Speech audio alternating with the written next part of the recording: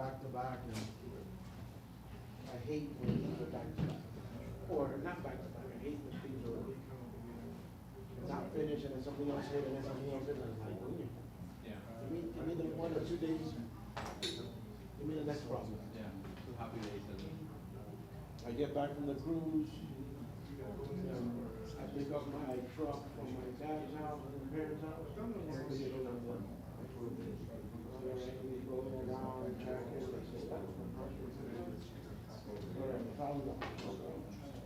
so then I'm thinking, maybe, you guys sell the truck, it's already 5 years, maybe somebody see what they give me. And maybe I sell it instead of investing 1,000, I make some money, I say, this is a week progress. I go to Carmax, they give me a price, they buy my truck, I go do some things, and then I decide to go to another place in the Palmetto where they buy cars. And as I'm driving to them, my check engine light turns on. And I'm like, oh, air conditioner, engine light. And I'm like, this is a bad sign. Oh, and I came up to there and I said to myself, if they gave me the right price, I'm out. And I walked in and the guy, whatever, told me, I said, if you give me $500 more, I'll sell it. He returned my money, so he's on the door, and they know the bags and they come back. He goes, yeah, but I'm just gonna be fine. I was like, give me the check. And I left the truck. So I have no car. Then, at the same time, when we got back from the cruise, we were going to start a big project in the house. Redoing the whole backyard, pool, the whole night. So that's also like, I'm in the progress of that, but I had to stop, because I don't have a car, so I have to go get, so it's like one thing after the other. And then, the mastermind group kind of grew, so had to put time for that. And, you know, Carlos was helping me, Carlos was helping me. He's like, hey, you gotta tweak some things to make this work right, make it automated, the flow of the funnel. So I had to fix all that. You know, it's like, when you, give me 2 days. Okay, next. So, and then I also have the regular business, Valentine's is coming.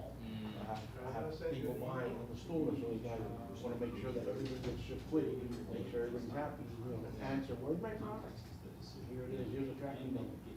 So all those little things add up, and you don't have 5 minutes. So for me, I don't like that. I like to deal with problems one at a time. perfect world, that would be nice, right? Never happens. Yeah. You know, I'm not really looking for that. Oh, well, you're happy with I got my main listing, deactivation. The main listing. 3 days before the cruise end. Today. The monkey, Yeah. I see you. that's sugar. Yeah, Yeah. monkey. It's like sugar, whatever. So deactivate. Because of my expiration. I just can't sell it. None of the products I've ever manufactured have expired. They all expired in 2025, late 2025. So who put that in? Nobody knows. Now you have to check it. Going back and forth. Go back and I've been forth. waiting 10 days for them to get back to me on the inventory. Yeah, I thought I had sold it, and I woke up today, 6 a.m., and the message was denied. So I have to, I just submitted another today. But yeah, man, it sucks. And I have to, and the thing is, that just stops you from doing a bunch more things. Because it's like, I was in the process of hiring an advertising person, and also making a bunch of automotive. Because you don't know what's gonna happen. Well, that's the thing, I need to do it. So you just add stress, because you still need to do it, because I need to solve it. When I solve it, I need to stop. No, it's not good. People think it's easy. I mean, you go to a job and you have problems too, but, Yeah. you know, this is like, if you don't fix it yourself, nothing's gonna move. Yeah. If you're not ready for it. You got it? You making something? Yes, sir. How are you? Good. How are you? Good, I'm Rick. Rick? Rick. Rick. Stephanie. No, it's not like I said Rick. No, no. Right. Right. Rick. Right. Yeah, Ricardo. Oh, nice. Yeah, no, it's funny because sometimes I'll say, I'm Rick. I go, Greg? Yeah. Kind of sounds like Rick. It's not even the same part of the alphabet. Yeah. I'm gonna change my name. Start Hey, going my by name is Rick. My name is Ali. My name is Ali. Come in. Are you Underneath, you can unplug the, No, no, you're- no, the other one. Here for the There, glasses. underneath the What do you have? table. What kind of You have a plug. website? I think I behind. sell, yeah, mainly on Amazon, but I have a brand too. Do you? Hopefully soon. Oh, nice. There you go. Are you? I have all the parts, not the parts. Busy. Yeah. I did my next one. All right. And now they're sending it, I just had all this stuff. Yeah. I wanted to sell pet products.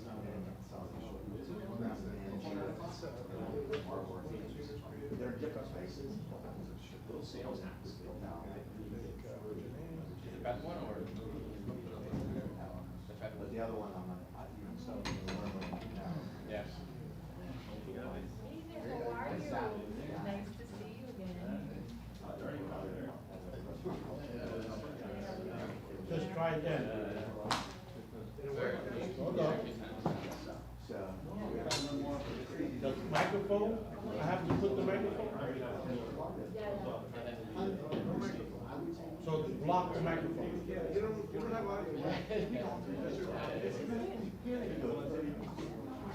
Don't mute anything. Anyway. It just says, please grant access to camera and microphone. They know everybody.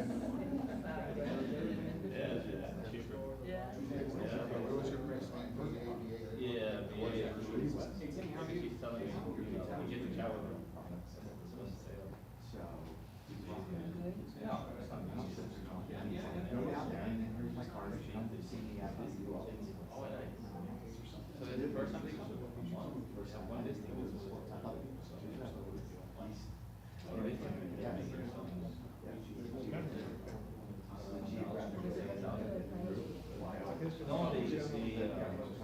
Yeah. What would you? What I have to do is the link to. Yeah.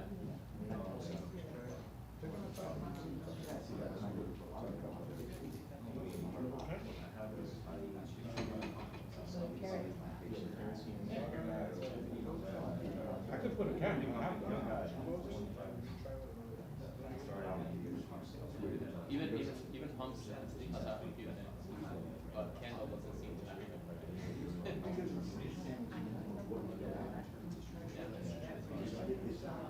Well, there is the, I mean, it's probably not big, there's the only short time music can Over by the airport. probably that. Don't they see it?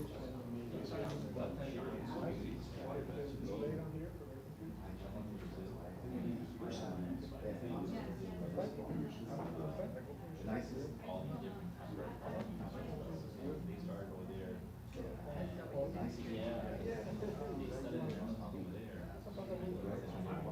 Stops right there.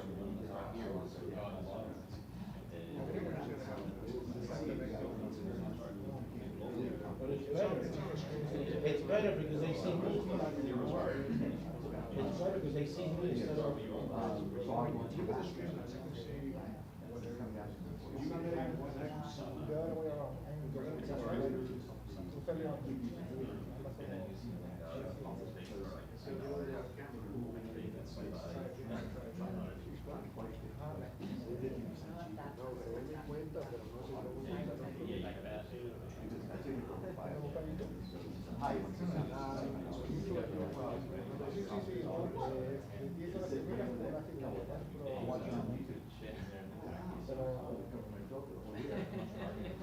You know,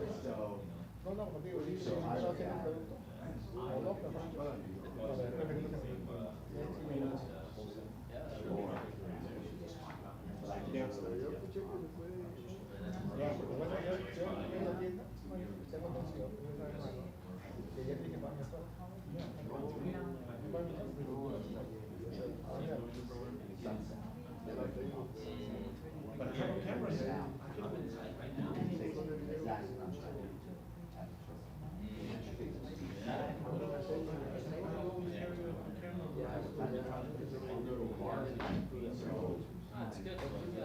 But I can only say, you're young, and you should seek it out. Please somebody comes to It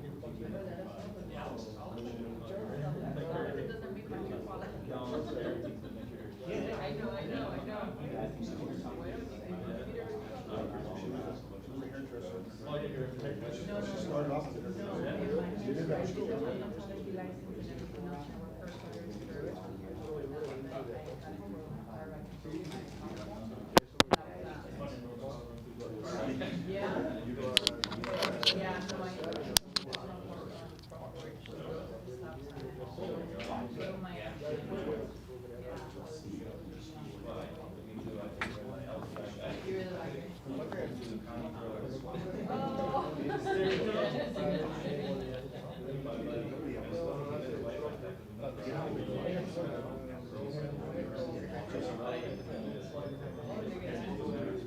know.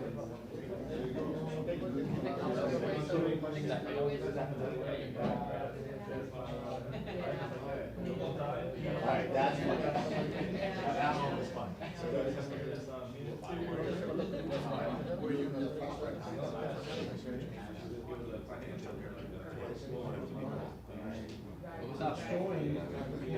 No, bueno, todo bien. Todo bien.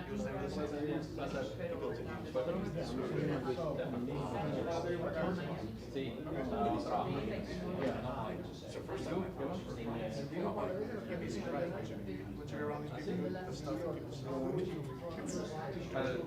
Ah, un día que no había nada.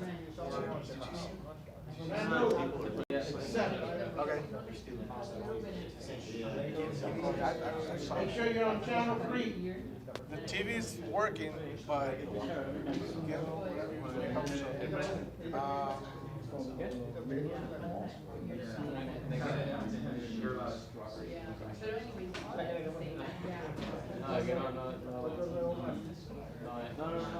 Afuera es bueno, es que está full. I'm sorry? Fernando. I was close, I got the You got it.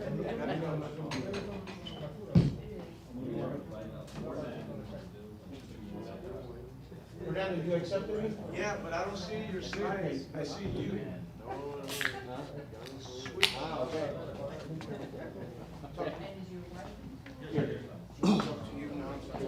I see, I got his screen, he's connected, but I don't see his computer. I only see. I think I probably should have brought my jacket. Well, Alex just told me to lower it down to meet him. I think He dropped it out to like Yes. 7. I see his webcam. I don't see his slides.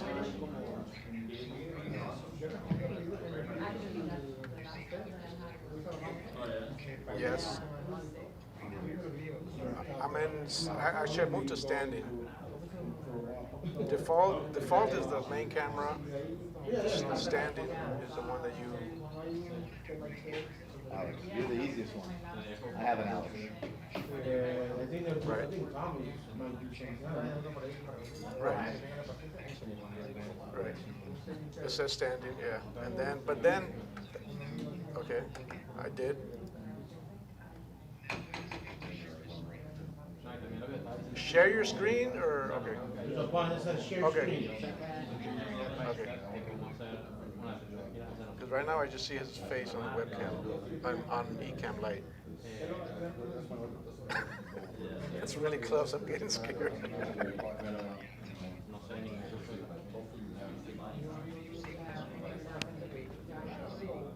Entire screen? Share entire screen, Okay. yes. Well, right now I just see his blue Windows desktop. I don't see his slides on the screen. It's a screen. Okay, so now I see, okay, I see your slides now. Okay, right there. Whatever it is, leave it right there. Okay, now I see Do your you slides. see, do you see this or you see something else? Go to play or use a clicker, see if they move. Yeah, they're working. Okay, they're working. But this doesn't start till 2. That's fine. Just leave it on the first one and we'll let Tom have that as his background. Okay? I think we're good.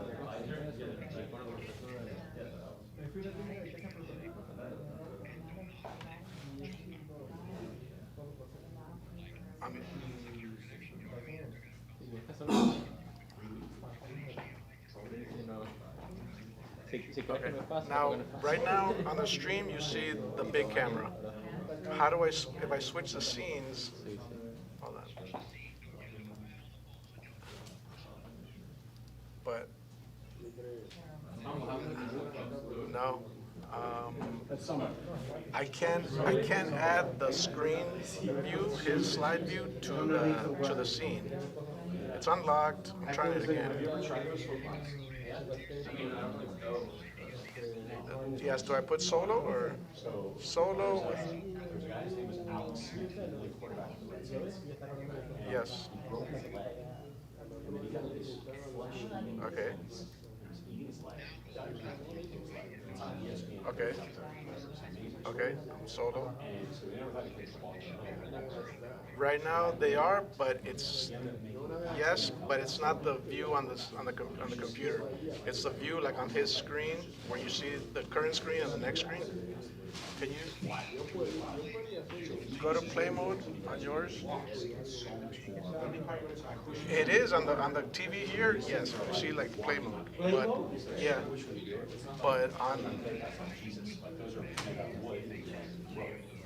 Let me see if I can copy. Let me see if I can just duplicate his screen. Yeah, that's what I would see on the cruise. Go Windows P. Go to duplicate right there.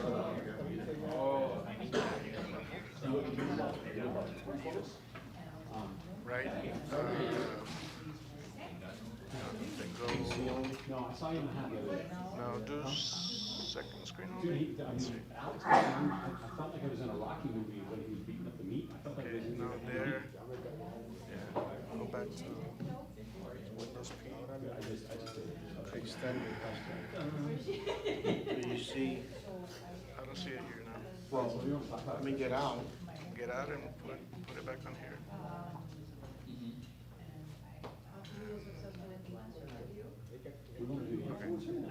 But I'm showing that over there. That's the problem.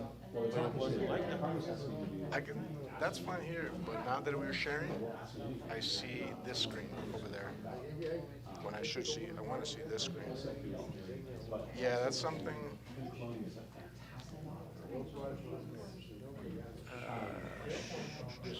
Display settings. Should I sit on the audience? A swap?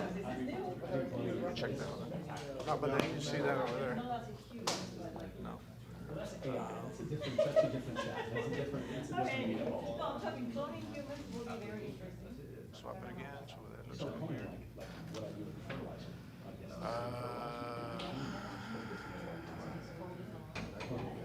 Yeah, because on the screen, like if you look at the live stream. We did the repellent. We did that all the repellent, which I'm gonna do. And I found a source that can make repellents in their oils, so that doesn't require an EPA. And I went into Amazon and looked for A. The first thing that comes up is repellent seeds, aphids.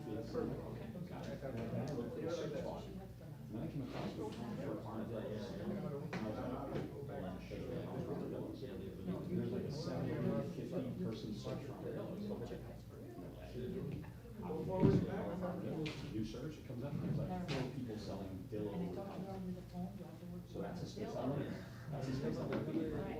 So for search. So one of my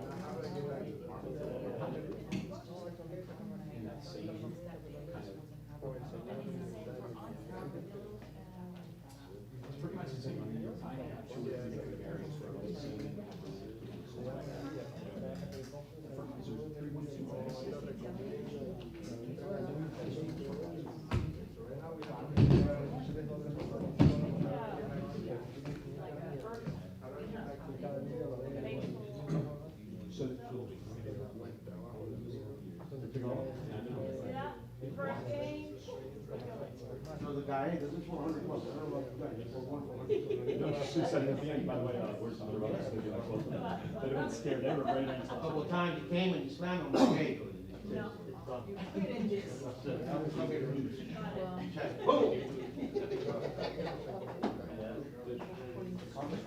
After I memorized my wife, and you see it, paradise, places, the water's on the pool. And then I told her, oh, I have to tell you, I gotta go for 60 days.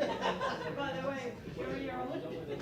So now I was like, and I go, oh, you can go, but I can for 60 days. No, 60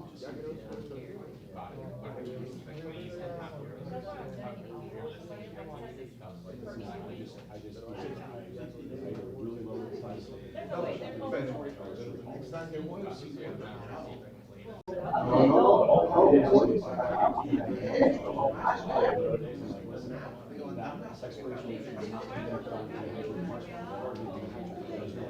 I'll play in the morning.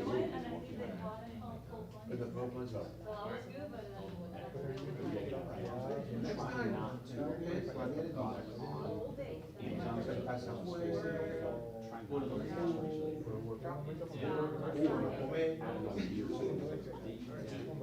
Yeah, I don't know.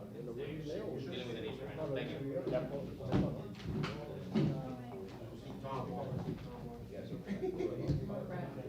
Say hi. Hello, do I need a mic?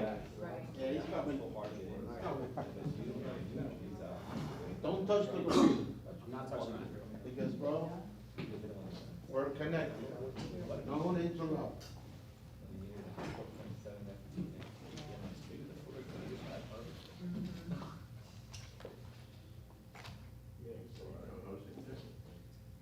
Carlos asked me to do it today. He's at Lego. No, that's for him. Not me. Riding the rides. Carlos No, and then riding the I'm gonna be here, but I gotta make a phone call first. Probably does it better than they do. I need to make a phone call when I come down. But you can say this. What's that? Can you handle it? Whatever you want. I seem unbalanced here. I'll go.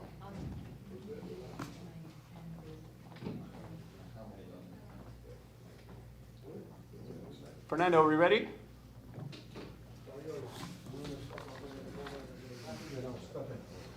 All right, guys, we're going to get started. So welcome to the beginner hour. My name is Tom, and this is Carmen. Carlos asked us to host the beginner hour because he's at Legoland, probably riding a couple roller coasters, telling the kids hands up, in the back of the roller coaster. So we're here to host the Ask Me Anything today. And then we have an amazing speaker that we just got back from the online seller cruise, and we had an amazing cruise, lots of really, really good speakers, and probably the best speaker, in my opinion, is the guy that you're going to hear today, or from today, is Alex Mutt. And he's going to present on print on demand and kind of riding the wave. And I tell you what, it's really, really fun, game-changing stuff. So for me, as much as I want to be siloed into one space and one niche, what Alex is going to present on is really riding the wave with different things that may be trending. So whether that's in design or whether that's in a product category, he's going to show you the different ways to source it, and then of course how to market it and kind of how to set it up. So if you have POD questions, I can answer some of them, but I prefer you give it to Alex at the end because he's really become an expert and really kind of changed his mindset in terms of being just an Amazon e-commerce seller into being a print-on-demand seller with success. So that's a really important part with success. So you're going to hear a lot of people in this space, but look for someone who's got a lot of success. And this is Carmen. Carmen's been selling for 20 years? Seriously, I'm much younger than that. No, but I've been selling for over 10 years. That's private label, only private label, so that's what I know. But always trying to look for other options and expanding. I'm definitely interested to listen to the presentation today. Alex is the expert, like Tom said, and anyway, we're here to answer any questions and get it started. So the way the beginner hour works, Carlos typically announces all the sponsors. So I'm going to run through the sponsors here, but they're They're really good sponsors. Carlos really vets everybody before they get through. So there's Gatita, Sellers Fi, Carbon 6, Avask, Enzo Brands, Hanu Worldwide, On-Site Support, Assureful, Tracefuse, Seafreight. Take a break. Connected Commerce, Ecom Chris, Smart Scout, Rivli, PickFu, Reamcourt. And of course, we have seller events. We just had the online seller cruise, and we typically do a China trip as well. There's an event coming up in April, and then one in October. That's the Canton Fair. I think we're probably going to pass on the April one, but I'll let Carlos kind of disclose in terms of what the plans are there, because there's a lot of setup before you go to the Canton Fair. If you've never been, how many people here have been to the Canton Fair? One? Anybody have an interest in going to the Canton Fair? I would highly recommend it. I mean, it is. I sat out in front of the building and I looked up at the building and said, "What Chinaman thought of this place?" I mean, it's like he was almost like Disney in terms of creating this. It is massive. So imagine the Miami Beach Convention Center. Imagine that being about, I'd say 15 of them laid out across each other side by side, and then 4 stories. That's one of the 4 buildings connected by a monorail. So it goes on for 3 weeks, and it goes on for 5 days, and then after 5 days they tear it down. Saturday it's closed. Sunday they bring in the new stuff and they reactivate another 5 days of it. And each one of those 5 days has different categories within that 5 days. So let's say you go to the first week, it's like industrial supplies, machinery, stuff like that. Then they shut it down. 2 days go by. Meanwhile, we go to other shows within, Hong Kong, around China, et cetera. It's absolutely massive. There's shows going on all over the place. And then the next 5 days, they'll do like apparel, towels, Christmas trees. And I'm telling you, I tell the story that when I walk down an aisle and it's 200 yards long and it's nothing but Christmas trees. Christmas trees on the left, Christmas trees on the right. And then I go down the next aisle and it's nothing but Christmas wreaths as far as the eye can see for that aisle. And so these people specialize in manufacturing those products, and their booths are not like this. It's not like a table with a cloth over it. These are booths that look like the inside of a Neiman Marcus. These people spend hundreds of thousands of dollars to exhibit these booths, and they sell to everyone around the world. So you'll see people from everywhere, from the Middle East, from Australia, from the Far East, from Europe. You'll see everybody there shopping for their wares, basically for private label shopping and for new ideas. So I highly recommend going to the Canton Fair, but there's a process too. Like you're gonna have to get, your travel, docs in check. You're gonna have to get invited to the show, get your travel arrangements to go there. And I will tell you, as a traveler that's been around the world quite a bit, this is probably one of the hardest travel that you'll do, because not only is it far away, but you're dealing with a language that is not alphabetic. So it's Chinese characters. So when you're looking at a street sign, it's not going to match. When you're looking at your phone, you're not going to be able to go up to a Chinese person and say, "Hey, where's this?" Because their phone's going to look different than your phone. So just getting around everything is a little bit more difficult and strenuous. And then of course, the food is different. Excuse me. So that's one opinion. I love going there. I just said I love going. And I don't think it's that hard, I have to say. Number one, if you're going just to the trade show, everything is going to be arranged for people coming from all over the world. So you can have translators, it doesn't have to be a very difficult transition. Depending on your comfort level when traveling, obviously it's China. It's a completely different culture, but it's very interesting. I love the food, but everybody have different tastes. And you can find all kinds of things, the best food and the shady stuff. It depends of, what are you willing to try. As far as the fair, I think the biggest value that I found is the contacts or the connections that I made there. All of my suppliers right now, I met them at the show. And I don't think I have ever been able to create that kind of relationship outside of like meeting personally, face to face. So for me, that's the biggest value of it. Just either visiting current suppliers or just always meeting somebody new. Like Tom said, it's massive, massive. The ideal scenario is to go there with something in mind. Even if it's just one product you're looking for, or at least a category, because it's so big. It's so big that within an hour of just walking around there, you're gonna be so overwhelmed, you're gonna just wanna go home. It's just too much. But it's an amazing experience, and it's worth it if you're interested and you have the possibility of going. So you go there to make the contacts, get business cards and contact these people later to get these products from them, or how does it work? A lot of times you can go there, introduce yourself at the show, find something that you like. You can place an order there at the show if you want, or remember I told you that there's those 2 days in between, you can actually go visit their factories. So you can really, really get to know them, you know, kind of on a granular level, so prove that you're serious, et cetera. I would recommend that you don't start collecting catalogs and business cards, because by the time you walk down one aisle, you're gonna be carrying 50 pounds of books. So walk down the aisle, scan whatever you need to scan, go down the next aisle, and, you know, continue that way. But as Carmen said, I think is really good advice. Come with an idea in mind, because the next thing you know, you're gonna be standing there looking at shower curtains saying, how did I get to shower curtains? How am I in this spot here? And you're in this mesh of shower curtains and bathroom apparel and stuff, and maybe that's not the category you wanted to get into. But certainly well worth the trip to go. So we do organize that trip, and we go as a group, which I think makes that travel easier, so that people can walk through the group together. We can kind of synergize at lunchtime or breakfast or at dinner and kind of say, hey, this is what I found, this is what I found, how do you guys, you know, what do you guys want to do next? So going together as a group is so much more fun. And there's lots of events that go on in between there too. And what's the beginning, you said you have to get invited to go? Yeah, but that's, we can work around that. So basically you have to get invited from a supplier to go, but that's pretty easy to reach out to somebody on Alibaba or to reach out to a supplier, and they'll give you an invitation basically to come to China, to come to the show. Okay. So I that's mean, kind of, part of it is because you need a visa to go to China, and in order to apply for the visa, you need an invitation from somebody there, especially for a business visa. So usually one of the suppliers, even if you haven't met them, they'll give it to you. It's a letter, it has very specific information. It's all for the paperwork that Tom was talking about before the trip. Once you have the visa, then it's a matter of applying. I think you need the invitation maybe to register for the show, but it's doable. yeah. You just need plan a few months ahead, because the visa alone takes a few weeks. You need to send your passport. There's a little bit of a process. The range of the investment of tickets, of the food, maybe hotel, food. The show is what, a couple $100? But it's gonna be based on how you travel. Do you travel in the front of? You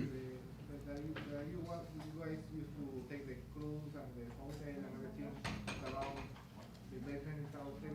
Well, it depends on how you travel. Are you traveling, you know, coach? Are you traveling business class? Are you traveling first class?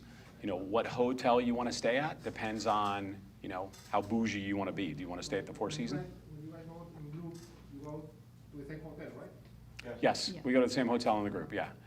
Maybe $100, $150 a night for the hotel. So depending on how many nights you stay. Some people want to come to the first 2 sessions. So if you're going to travel all that way, go to at least 2 sessions, right?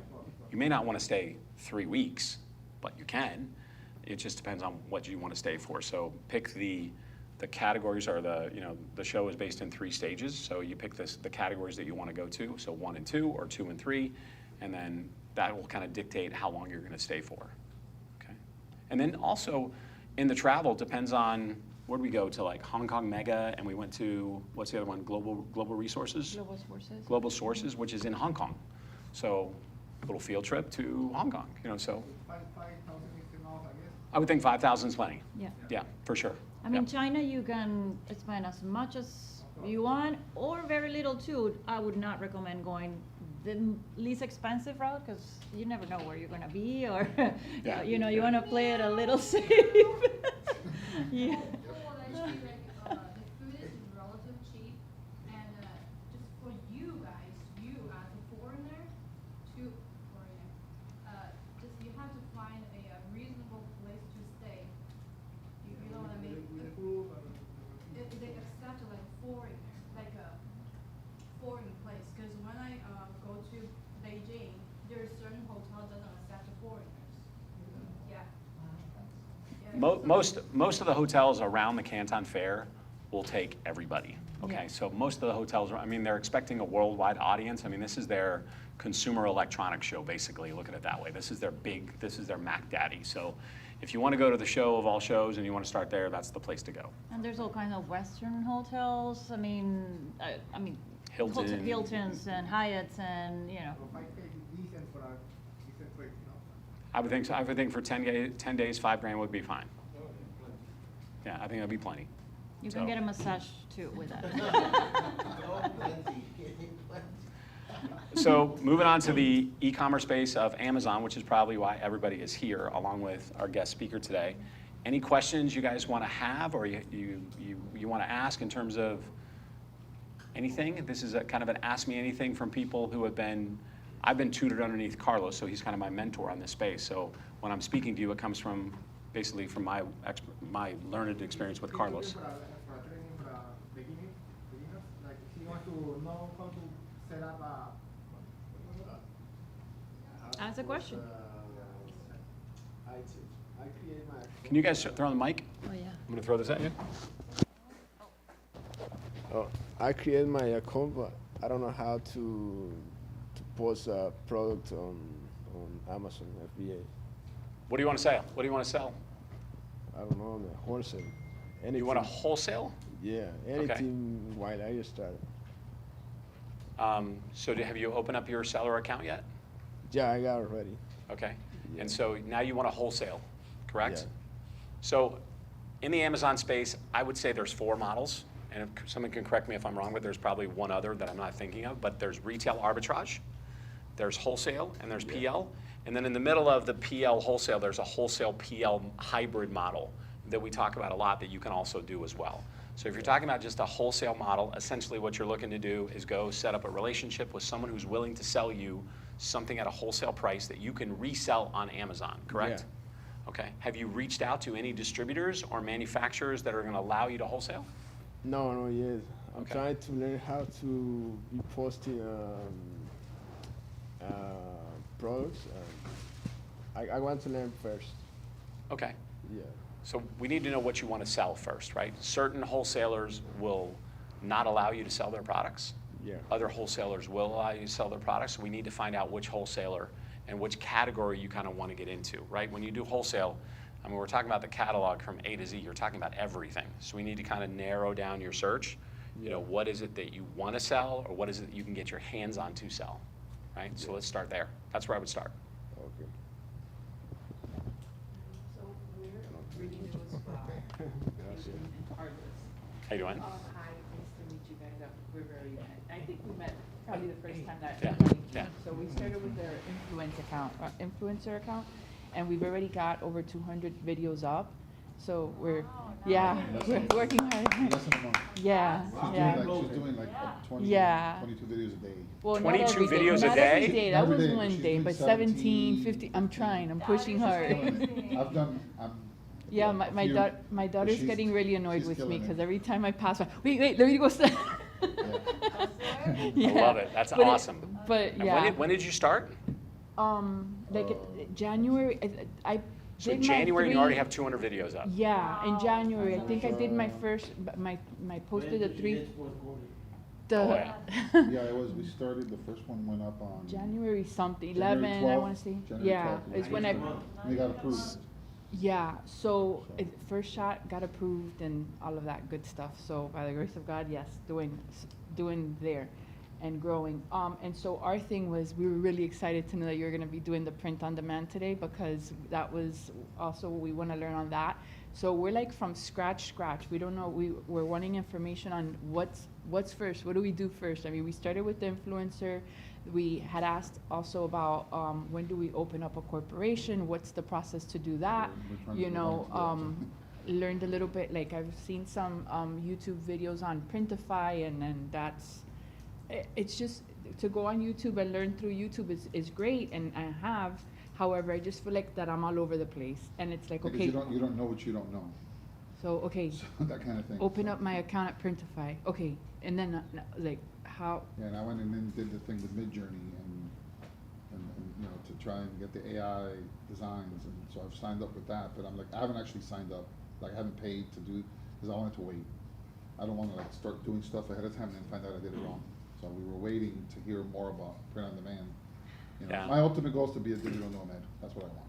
Okay. I'm a nurse now, but I wanna stop clocking in and clocking out, and maybe just go like, I don't wanna lose my nursing license, maybe work PRN, and then spend the rest of my time doing this. Awesome. So, It's the ultimate goal, but so we gotta start somewhere. so for the influencer program, I got to tell you, I thought my wife and I were cranking out videos at Mach 1 speed, but you guys are definitely Mach 5. You know, with it. You seen We're at, what, $154? Yeah, up to now, it says a We hundred. got 12,000 views, 28, I guess 28, it says average view 28%, I don't know what that means, but. Those numbers are skewed, so don't worry about that. My advice to you with the influencer program, keep on doing what you're doing. Don't stop, and don't listen to the noise. Oh, I'm not getting paid anymore. Amazon's changing the program. Don't listen to that. Just keep on doing this. Just keep on doing this. Come fourth quarter again, Amazon's going to turn on all the lights, and everybody's videos are going to be showing, and you're going to start making a whole lot of money. So just think about where you are. Keep your eye on the prize, for where you're going to be on Black Friday. At the current pace that you're at, you guys should be at 2,000 videos. Okay, you're probably going to run out of products to review. Yeah. Yeah, we're getting creative with that. Yeah. She's walking around the neighborhood, like you said. Yeah. She did that the other day. She like videotaped something. I'm telling you, I'm annoying my daughter because I'm like walking She's down the annoying street. I'm like, oh, everybody. look. She's gone to her brother's house. Yeah. She's going to her brother's house to do That's videos. okay, that's what it takes. I'm gonna go to my other brother's house too. It's like the early days of, selling private label. I remember when I first learned about it, everything I saw, I'm like, I can sell this, I can sell this, I can sell that. You start Right. looking at the world a little different, but that's what it takes. And I want to learn about private label too, because again, I don't know anything about private label other than what I've heard a little bit here and there. But nonetheless, we're like totally open to this. We're so excited to learn. And so with regards to what should we do, and I guess like as with regards to an actual question, is there anything that we should be doing that we're not as of right now where we're at in this stage? I think your influencer program money is going to help you fund whatever venture you want to get into. So if that's wholesale PL or if that's PL, I think it's going to help fund that venture for you. I Right. would not stop poking your head around into Midjourney, ChatGPT. I would give you guys something I just was learning the other day. ChatGPT 4, which is the paid version of ChatGPT. So think about ChatGPT as your phone, and then ChatGPTs, plural, are kind of like the plugins or the apps that you can put into ChatGPT. So ChatGPT 4 gives you access to the apps that you can now just, instead of asking it, general questions, you can now ask it more robust stuff. So one of the apps or the plugins is called Prompt Perfect. And Prompt Perfect, you may say, help me design 4 slogans for my new nursing line, and it may give you those slogans. But you can actually say to Prompt Perfect, help give me a better prompt to ask ChatGPT, and it'll give you a better answer. Does that make sense? So use the Prompt Perfect to make your prompts better and make them perfect to ask ChatGPT. So I would continue down those rabbit holes. I'd look at DALL-E, which is right there underneath ChatGPT 4 Plus. So DALL-E is in there, and it's really made huge strides. Ideogram.ai is another one that you can actually ask it, and it will get the text more right than most of the other ones. Like Midjourney has trouble like getting, the words right in your slogan. So I would use those 3 to kind of start and keep going down that rabbit hole, because I think it's going to exponentially just get more and more and more, and you're going to get left behind. I think I agree, but you said something that was important. I think you said, should I get a corporation? Yes. Oh, we were going to get to that. If you're aggressive like what you're doing right now with the influencer program, it's just a matter of time, which is right now, you need to have a corporation. And that process, You can just do it yourself online. You can go here in Miami, there's people that charge you $79 to get it done. But the point is, you're gonna need something, because as you start growing, you're going to need a license, resale certificate. It's gonna benefit you in taxes, because at the end of the year, you're going to receive a 1099 right, if it's under your social security number. So right, Tom could explain a little bit more detail, but yes. yeah. Corporation. So absolutely, get yourself an LLC for your influencer program. You may end up having multiple LLCs, because you may have a different LLC for your private label, and you probably want to keep those separate eventually when you get down that path. But for right now, definitely open up yourself your own LLC. For the influencer, and For then the we end influencer up pro- doing the print-on-demand one for You can print-on-demand, use- another You one. can use the same one, but. But you if can wanna also separate it, yeah. separate. You can use the same one, but as these grow and become their own individual animals, when you're talking about deductions that you want for each one of them, so let's flesh out the influencer program. So let's call it, Red, White, and Blue LLC, okay? That's the name of your LLC. You're gonna go get a bank account in the name of Red, White, and Blue LLC, and then you're gonna change where your Amazon influencer deposits go to. So instead of going to your personal account, they're gonna go to your business account. Then I want you to go out and get a credit card, okay, in the name of that corporation. So that anything that you buy, whether it's a new lavalier, a phone stand, a mic, a light, whatever it is that you buy, or if you go to a conference, or if you go do anything in the influencer space, now it's a tax deduction. Everything through the credit card. Everything through the credit card or the bank account, right? Because now you're doing it for the company, for the business.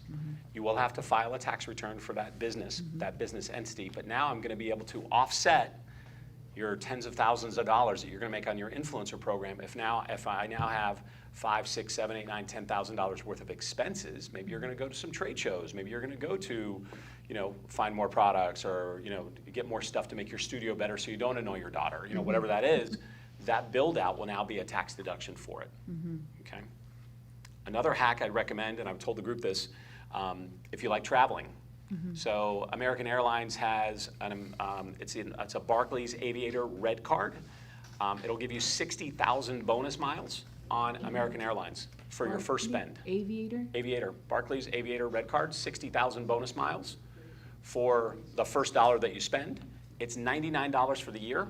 So it's $99 and a Slurpee from 7-Eleven gets you 60,000 points. So not only get one for yourself, but get one for your husband. Now you got 120,000 points. I'm sure you can find a way to travel with those points. Sure. There's a lot of credit card options, right? I mean, I think for me, it's choosing either, what do you want? You want points, you want miles, or cash? Like, one of my main business credit cards, I take the cash. They pay me 2% on everything I spend, and then since I started using that credit card, I never spend $1 on Amazon anymore because I can just redeem that cash for purchase.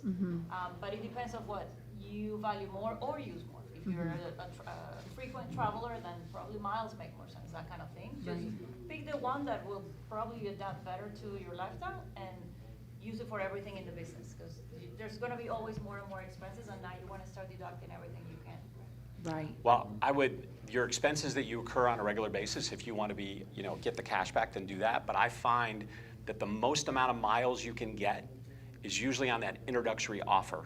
Spend your first $1,500, I give you 60,000 points, where it would take you $60,000 in spend to get those points. I'm not saying to use this as your everyday card all the time, but it's a way that you can get 60,000 points spending $100, and you get 60,000 points. Then you can get another credit card and do what Carmen's talking about. From that value or bang for the buck, I look at it that way. Like that gives me, I spent $100 and I got 60,000, points for traveling. So that's what I like to do. I'm kind of a mile slut when it comes to things. So. Okay. And then, so I just thought of another question. Thank you for that information. 'Cause I'm Okay. definitely gonna get on the whole LLC this week, figure that out. With regards to doing like a YouTube, like just putting the videos that I'm making on YouTube or Rumble or something like that?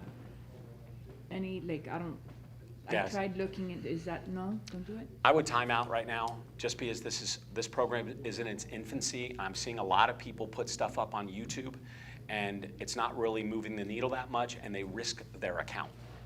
Or they're going into Amazon Canada, or they're trying to be an influencer in other countries, and because it's such a new program, any little thing that you do wrong can flag your account. So for right now, just stay plain vanilla, stay focused on putting up your videos in the US. You got plenty of runway to go with that. Stop looking at the shiny object over here and stuff. I would not be worried about putting other channels or growing into an influencer, at least not yet. Prove that this is where you want to be, make some good money doing it, pile that up on the side, and then let other people kind of blaze that path and make sure that let them get flagged, let them get kicked off the channel, and then eventually it will streamline itself. But so for right now, influencer program, that's it. Okay. I agree. I think keep it all. There's plenty of income to be made just inside Amazon without anything else.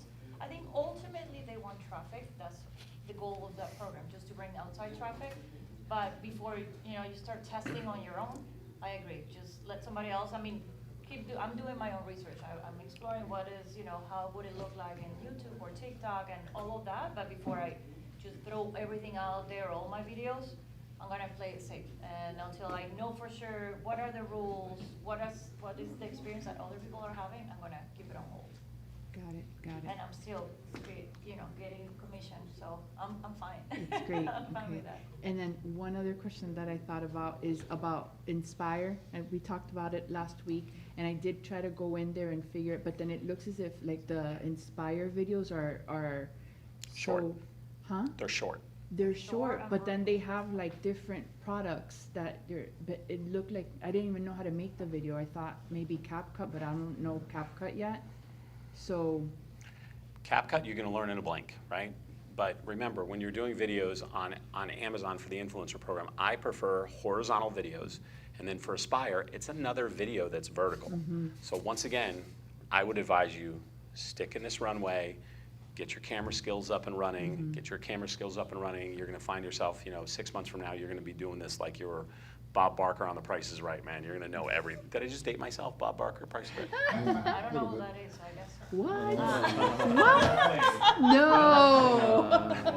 That's a bunch of BS. He would kiss all the ladies. Yeah.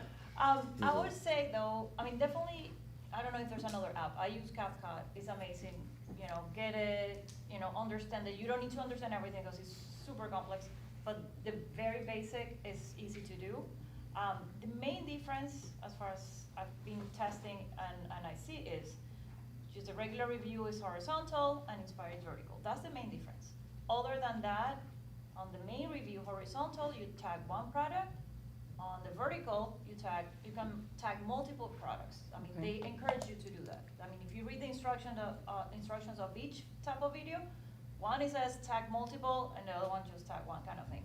I would not, if you're working on one product and it's kind of like almost the same to create the vertical versus the horizontal, I would launch both of them. In the vertical, if you have more than one product, I would tag them. The process is the same. When you just upload the video, I think that ultimately the system will recognize if it's vertical, it will show in Inspire, and if it's horizontal, it will show under the product page. So I don't see a big, unless it's creating that much more work for you. If it's almost the same, it's just another minute investment, I would launch both. That's what I'm trying to do right now. Just do every product in each format so I can show in both sides. Got it. Okay.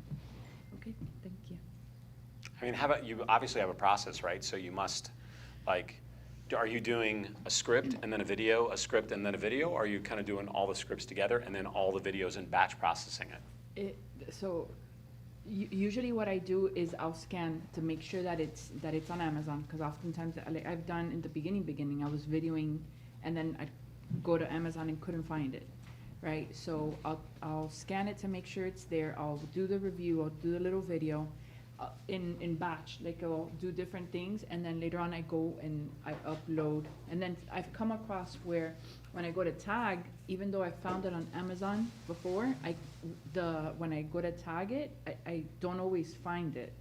That's happened to me several times. So when you go to search for it, copy and paste from the main listing itself. Yes. And usually those first 5 words, Yes. when you do the search for it, it'll make it easier for you to find it. That's actually exactly what I figured as well. Eventually, I started just deleting parts of the description that I would cut and copy from Yeah. the Amazon. Like I take a picture Yep. of the screen, and then copy the description, and then go to tag it like that. But even sometimes for whatever the reason, so I would play around with it. Sometimes I come back to it and then it appears. So I don't know, it's kind of funny that way. So that's how I've been doing it. That's been my process. Do like a bunch of videos and then just upload them in batches. Yeah, I try to do like my videos throughout the day, and then maybe like later on when I have a moment that I could sit down Kinda and like broke start. it up. She does Okay, clothes, beauty products, I do tools, Yeah, you know. yeah, because he's a lot better at I think describing you those guys are things. on the right Electronics. I think you're on the right track. You're gonna figure it out. RC cars, but I haven't actually done an RC car video yet. I have a bunch of RC cars that I have to video, but some of them, like I've scanned some of them, and some of them sell on Amazon, some don't, so I'm in the process. 'Cause I already have a channel on YouTube for that, so. That's awesome. So, Okay.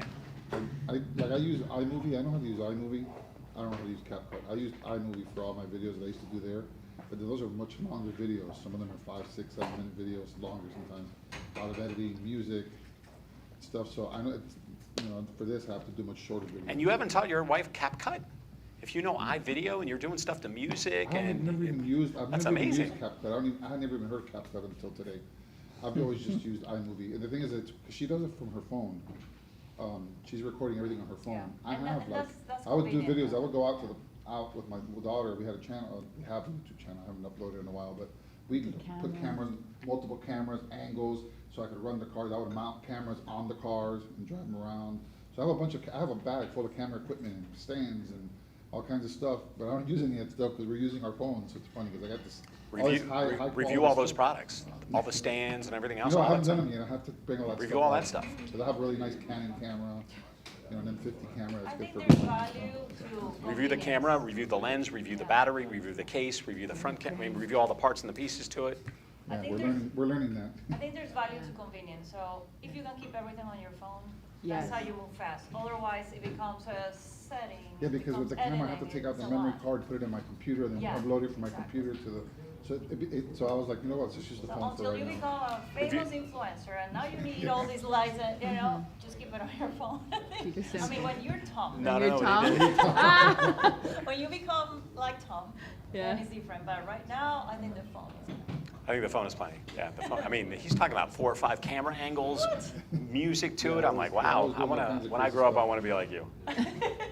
I even did drone footage when I had my drone and stuff. It was like, it was fun a stuff. hobby and something he was doing with our daughter, so, you Yeah, know, it was a yeah, hobby he got- and, he I'd was go to- hoping that it would turn into Maybe I'd go to something lo- else. I'd go to local races. Maybe you and can mount a come up here camera. and teach us how to do better videos and stuff, right? I mean, I Yeah, think I'd that'd go be to good. local races and mount a camera and then follow the cars around as they were racing and get video. It was fun. Damaged a few cameras, but it was still fun. I mean, a couple of hacks, I would just, this is what I do. I try to do 5 videos a day. My wife tries to do 5 videos a day.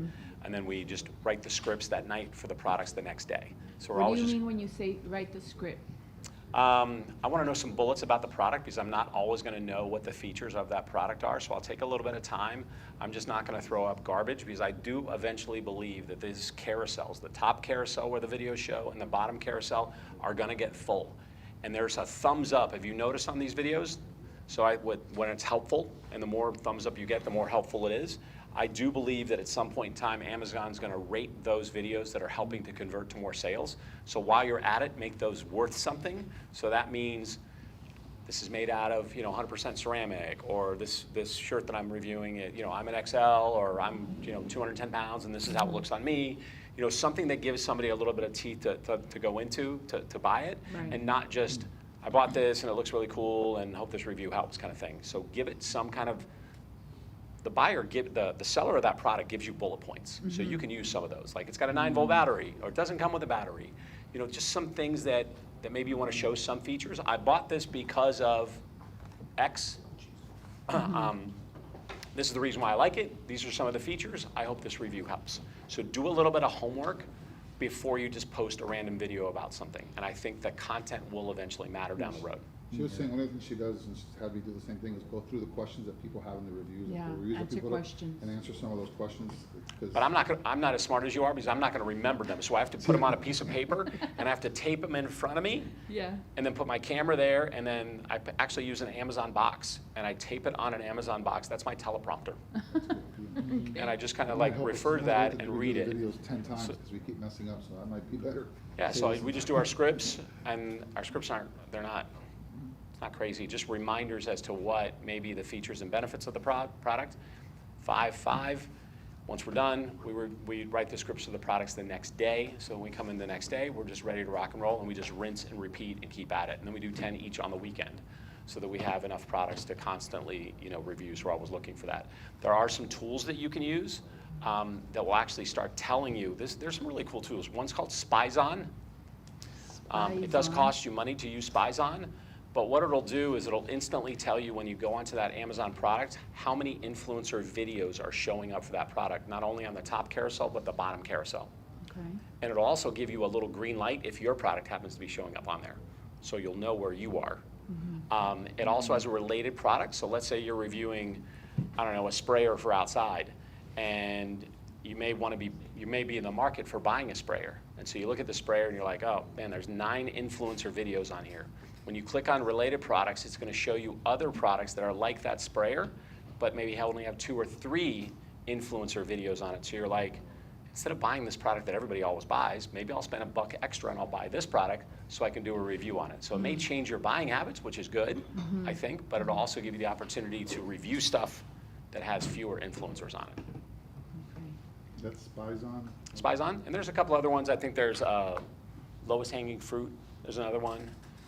So there's all kinds of tools that are coming out now for it to help you as you start to make money and you're gonna wanna start buying products, or, I don't know, maybe you're buying hair gel or beard gel or, you know, whatever, and you may wanna try something different. So I use that tool to buy new products that I need, but that have fewer and fewer influencers. That's good that you mentioned that, because sometimes I've come across like something, when I go to tag, where there'll be two of the same thing, but then some people have bought it more than others, like maybe in the pricing is different, and then I'm like, which one do I pick? Do I pick the one that's probably less money, but more people have bought it, or maybe a little bit less and less people have bought? Do you have some of the Amazon tools, like either a Jungle Scout, a Smart Scout, or a Helium 10? Those are paid tools, but on those tools, you'll be able to tell how many of those sold per month. So you just don't want to base, you know, your buying on ratings. I want to base it on, this guy sold 2,000 a month, and this girl over here sold 3,000 a month. I want to buy this one because there's more chance of my video showing up and me getting more sales. But there's also, what I find is, there's some that are top sellers, but then there's also like 10 videos already. Right. And so it's, That you don't 10 want- is what you're seeing. There's probably 50 videos, and I still don't know what's the formula to rank and show in the carousel. So sometimes I stay in the middle of the road, and I don't know. I mean, Amazon right now is showing like 50, I think it's 50 purchase per month, or 100 or 200 or something. So I think without the tools, you can see a little bit of what's the True, yeah. purchase behavior. But I try to find something that have sales, so at least, I don't know, 100 a month or a day, I don't remember what it is. I think it's in the last day. It's that month, it's the last 30 days. Yeah. And then the golden product is one that has it has a video, the brand video, and then maybe no video or one video from a Okay, that's- influencer. right, that's And what I was gonna that's the like middle ground, because otherwise the very popular products are there's too much competition already. Okay, so we're looking for brand video and that it doesn't have an influencer video. That would be the one I to mean, if you pick then? find that, that's golden, and Right. it has a lot of sales. And it has a lot of sales. Okay, because I didn't know. I'm Let like, me is let me that back a- up for a minute. I would review everything in your house. I would review absolutely everything. yeah. I don't care how many influencers it has. I would review absolutely Sure. everything. Get your skill set up, get your video review set up, get everything rolling. But eventually, as you start to buy products that you want for yourself, then you can start doing what Carmen was suggesting, and that is comparing. Hey, I've got one over here that has 500 sales per month, and one over here that's got 100 sales per month. But this one has no influencer videos on it. Maybe I want to buy that product because I have a better chance. So my buying behavior has changed. Right. So when you're buying stuff, maybe do that. But for the time being, review everything you can get your hands on. Okay. Everything.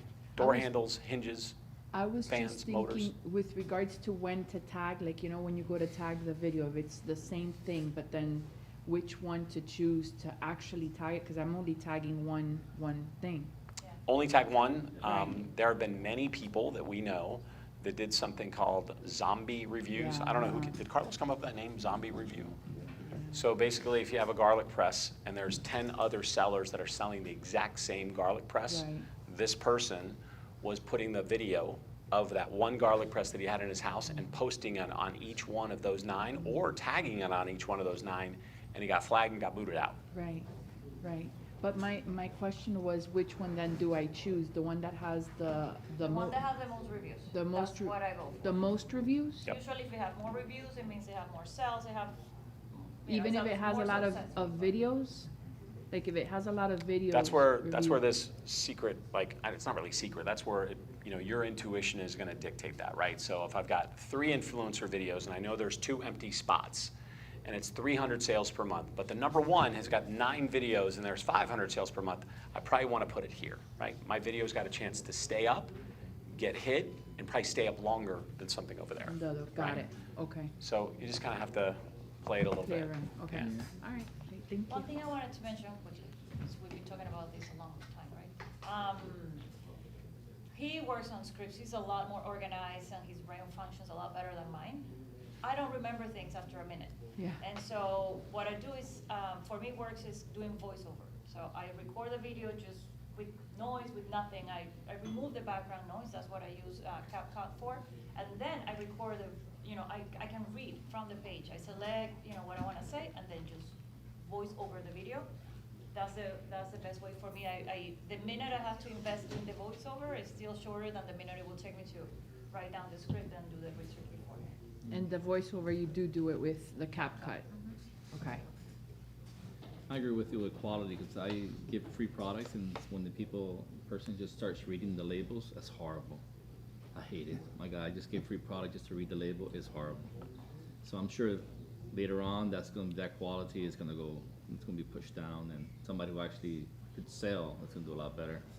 Yeah, I mean, while you're doing the video, just make it count. Just make it count a little bit. It's gonna take an Make it extra, count, yeah. an extra minute, extra 30 seconds, but the longevity of that down the road, I think is gonna yeah. prove its Yeah. worth. Yeah. Okay, cool. Anything else on the influencer program? Because, we can go deep on that, but Or something else. Yeah, 42. Cheap, not the expensive stuff. come on, you guys are here for beginners. You have like the seller of all queen sellers right here. She's the Amazon queen, so. I'll take it. I have a question, one quick, sourcing stuff like product. I actually, the other day, I was like, you know what, I'm just gonna go for it. I started emailing Chinese RC companies like, hey, will you send me free product? Actually, one of them actually answered and said that, sure, we'll send you some. These are like, cheap. Well, they say cheap, but even the ones that are name brands here in the United States, the high-end RC cars are probably made in China. But like, other than doing that, like sourcing, I know I've looked at like Temu. I actually ordered some stuff from Temu the other day. I got like, for like $20-something, I got like 8 products, and I looked at all of them. They're all on Amazon. And the prices at Amazon, like if I had bought that on Amazon, I would have spent like $80, $90, $100, and I got it for like 20. I mean, it's taken forever. I'm still waiting for the product to get here. But other than that, like Goodwill, going to Goodwill, some people said, I saw somebody online say, go to Goodwill and start scanning stuff. They found stuff there. When we run out of products, it seems like we still have plenty of stuff to do. I felt like we were running out, but then she keeps posting, like the other day, she's like, I posted 17 videos. I'm like, what? I thought we ran out of stuff. Oh my gosh. She keeps finding stuff to review. But eventually, I would think you're gonna run out.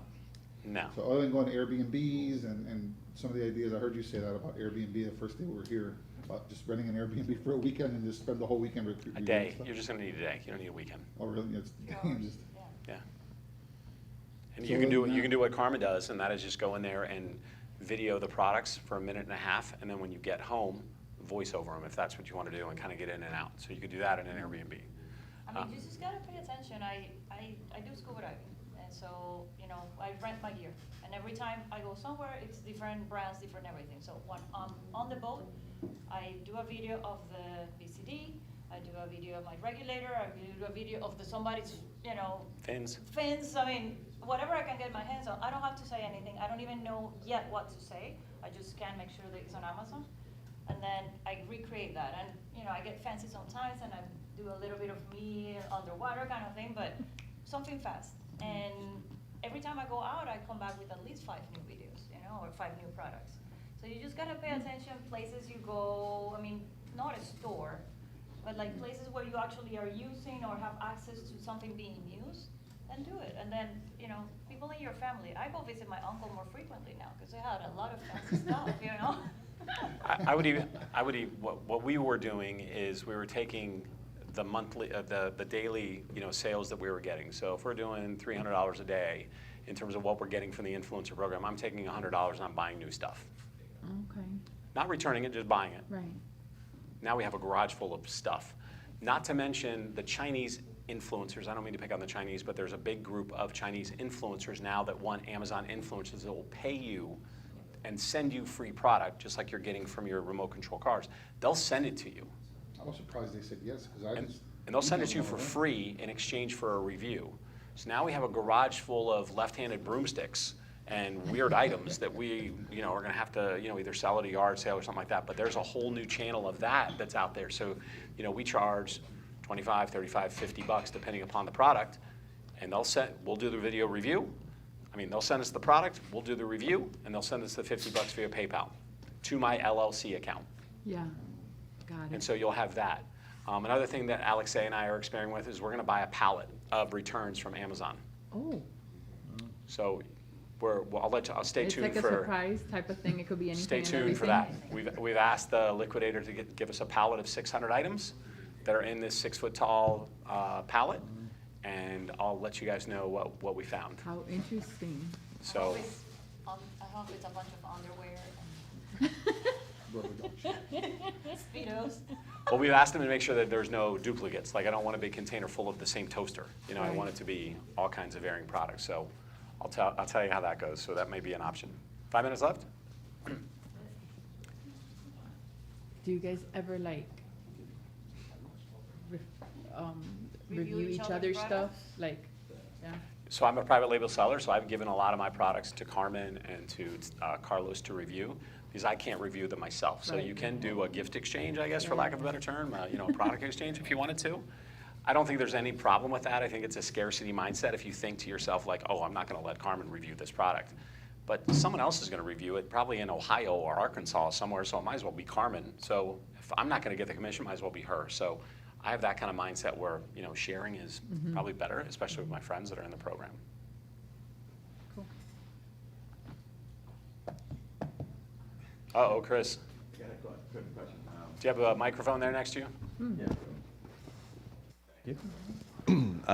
With regards to like wholesaling, is it better to identify a product maybe via Amazon to see if that's a viable opportunity? Or is it better to reach out to suppliers and then review their catalogs and then find like items that you could replenish easily? Yeah, so what I'm referring to is a wholesale model in which you're trying to sell a wholesale product on Amazon, but Amazon for some reason has gated that product. So you need to see if you can sell that product in that category. So grocery is a category where you need to get ungated. Sometimes it's a little more difficult than others. Gabe is an expert on the grocery catalog. Uh-oh, he just put his head down. But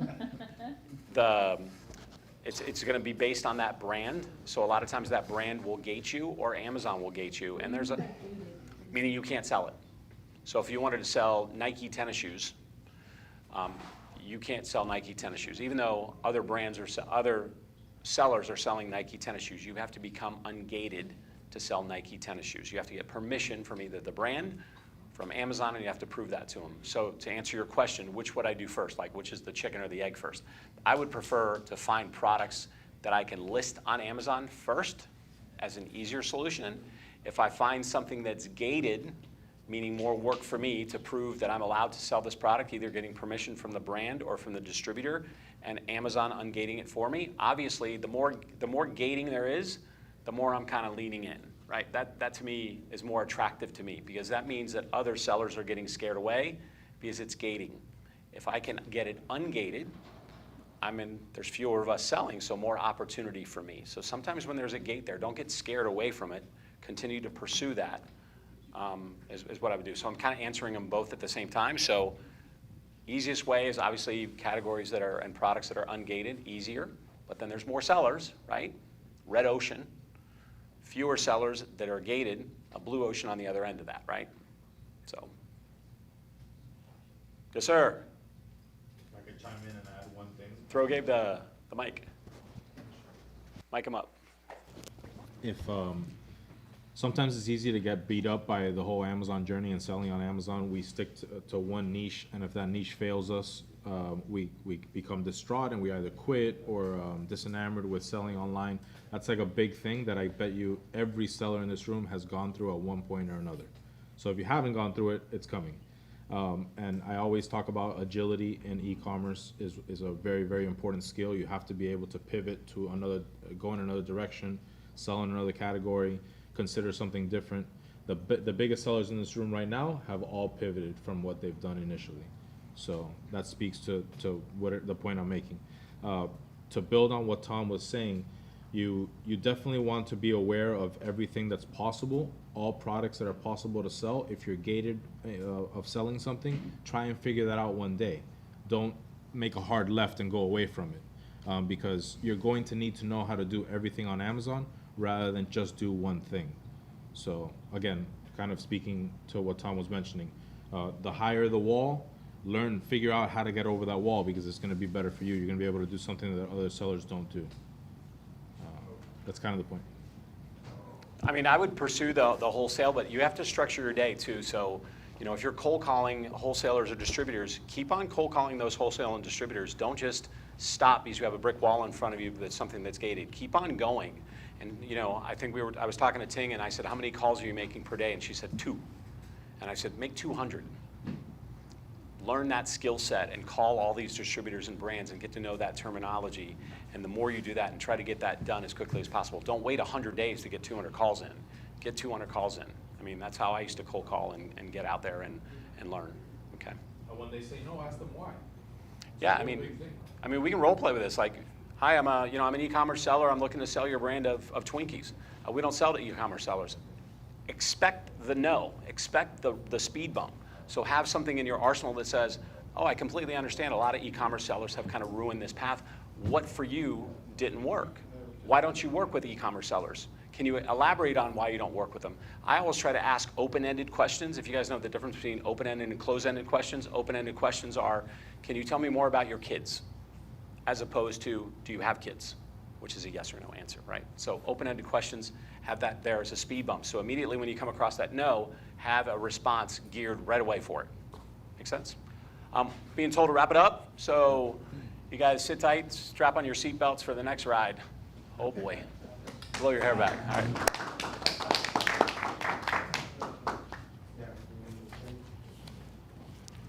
Thanks to my co-host.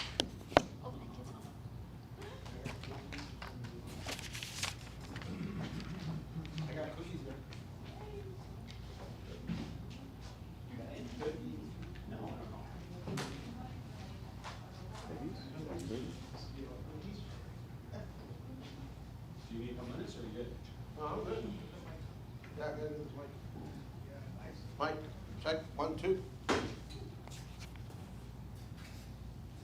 Can you hear me? Is it bouncing?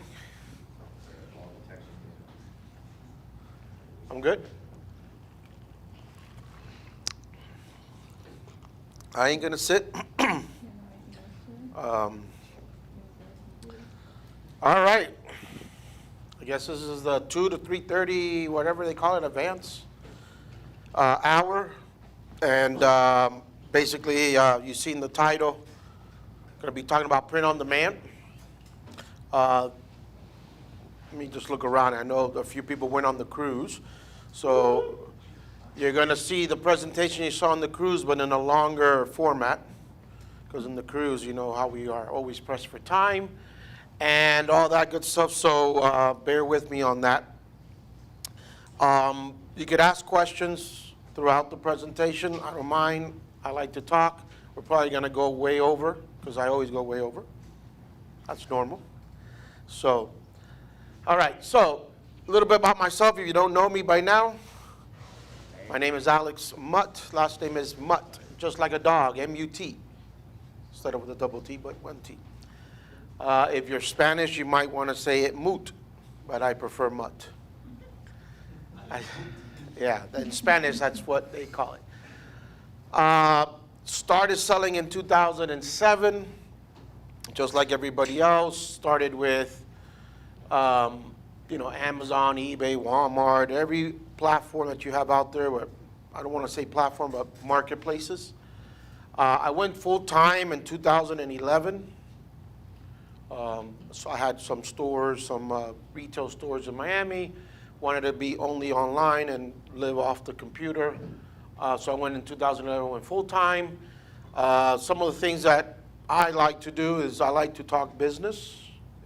It's a passion of mine to sit down, watch a movie, watch a documentary, whatever it is about business. I truly love it. I think it fascinates me to hear the success. I like to hear the failures, mostly success, but the failures is always you learn from it. I do have some other hobbies. I tournament bass fish. It's a specific fishing type of tournament. It's for freshwater fish called bass. Recently, I picked up another addiction called pickleball player. So I play pickleball, about 3 times a week. If you don't know what that is, it's like ping pong, tennis, and badminton had a kid. That's a new big sport that just came around. And then a little bit recently, I made a change in my business. I left Amazon, and I wanted to have a little bit more of a control of my business. I wanted to have more control of my fulfillment, more control of my inventory, a little bit more detailed within the business itself. So I decided to leave Amazon and other marketplaces to really learn how to run my own e-commerce store. Okay, so as I was doing my my research of what I was going to get into, because at the time I was selling appliance parts, refrigerator, stove, microwaves, dishwasher, all those parts is what I was wholesaling. I was in the wholesale model in Amazon and Walmart, everywhere. Wherever you could put something online, I was on there. So coming across, I got into the POD space. Okay, so POD space is what we're going to be talking about today. If you don't know what POD is, print on demand. Okay, everybody knows what print on demand is? Everybody knows? Good. So we can move a little bit faster. So print on demand, it's very simple. It's a model, just like wholesale, just like private label. Print on demand is an online business model that allows you to sell products printed with your design and have them fulfilled by the third-party company, one at a time, completely automated. Okay? Again, let's get the key points of this business model. This business model is you are creating a product. Basically, you're having a design put on a product, and they're fulfilling it for you automatically.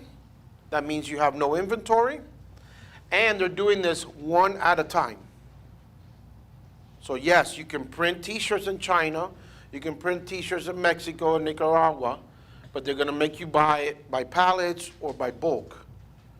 In this case, you're doing it one at a time. Okay, everybody understands that model? Everybody good with that? All right. All right, so my 5 steps. This is how easy it can be.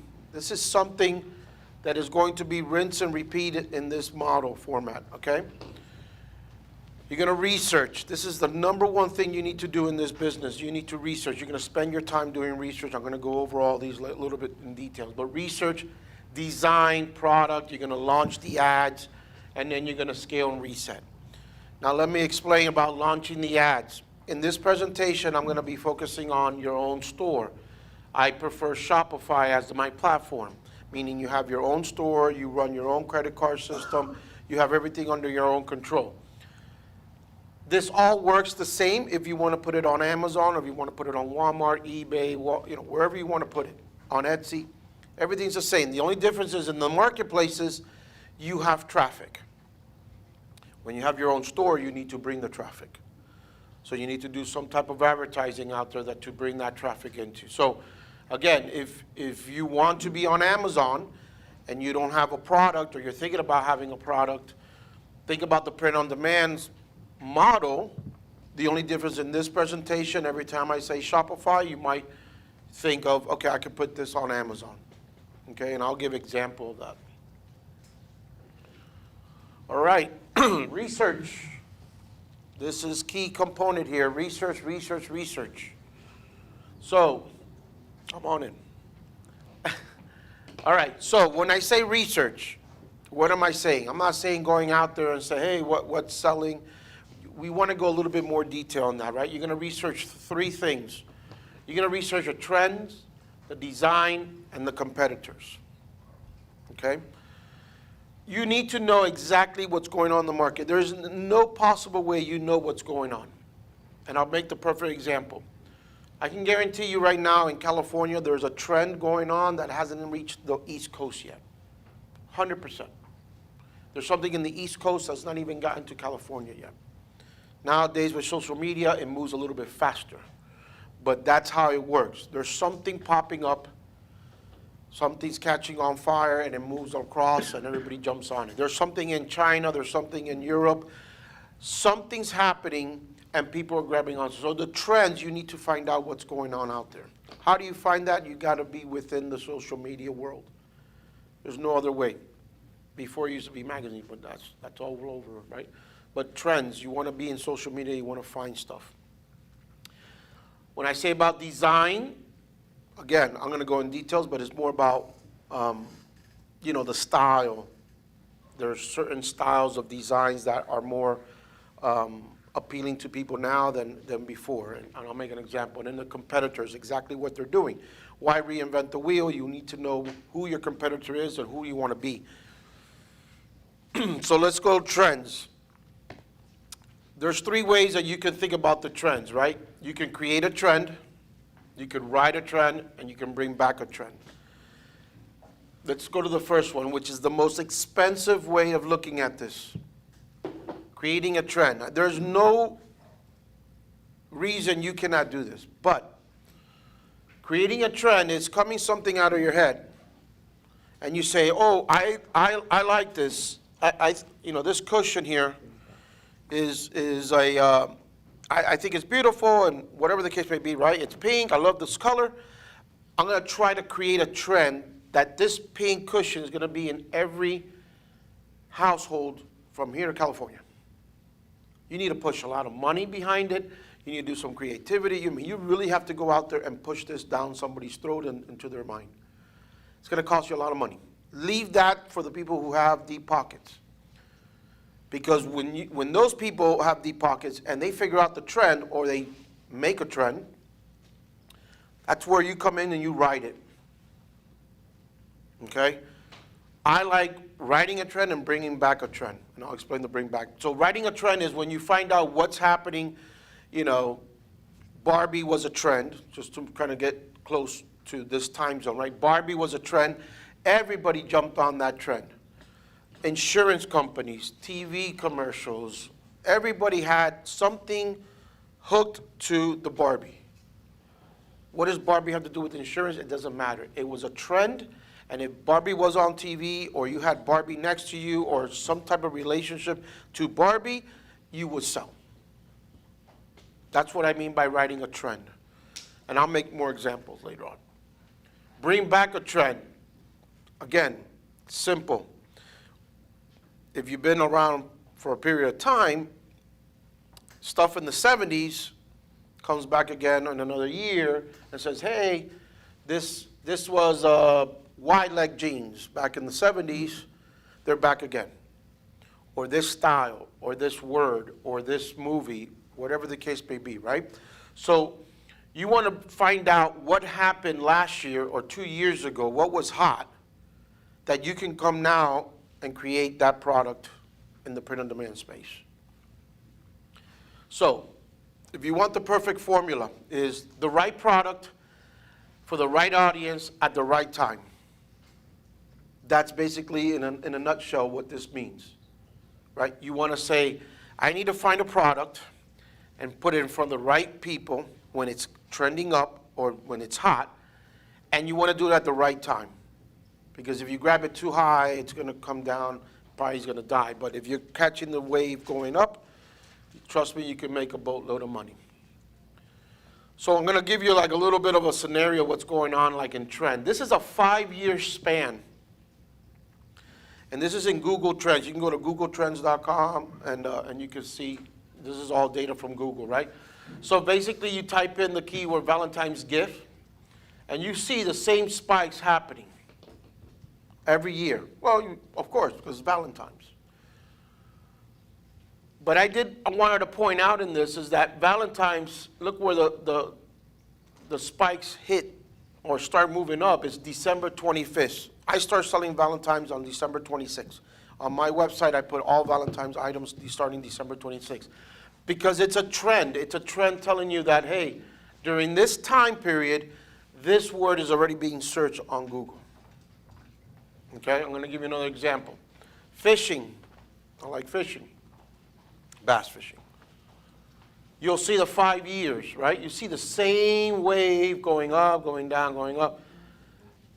February 5th through the 11th is when that wave starts moving up. Fishing season. But it's not fishing season in Wisconsin. But it could be is ice fishing. So just the word, that's why you gotta do your research. You need to look at words, their trends, what's happening, because there's certain time frames, right? There's a timing frame, and there's also some spikes that you need to know about. Here's getting into more like a POD model, right? A gift for mom, Mother's Day. Everybody's like, oh, Mother's Day. But if you notice, there's actually more than a couple more Mother's Day there, right? So, of course, you got Mother's Day, but then you have also November 6th. There's a spike every November. Why? Because it's Christmas, right? So that word is something that people are thinking about in November and in May.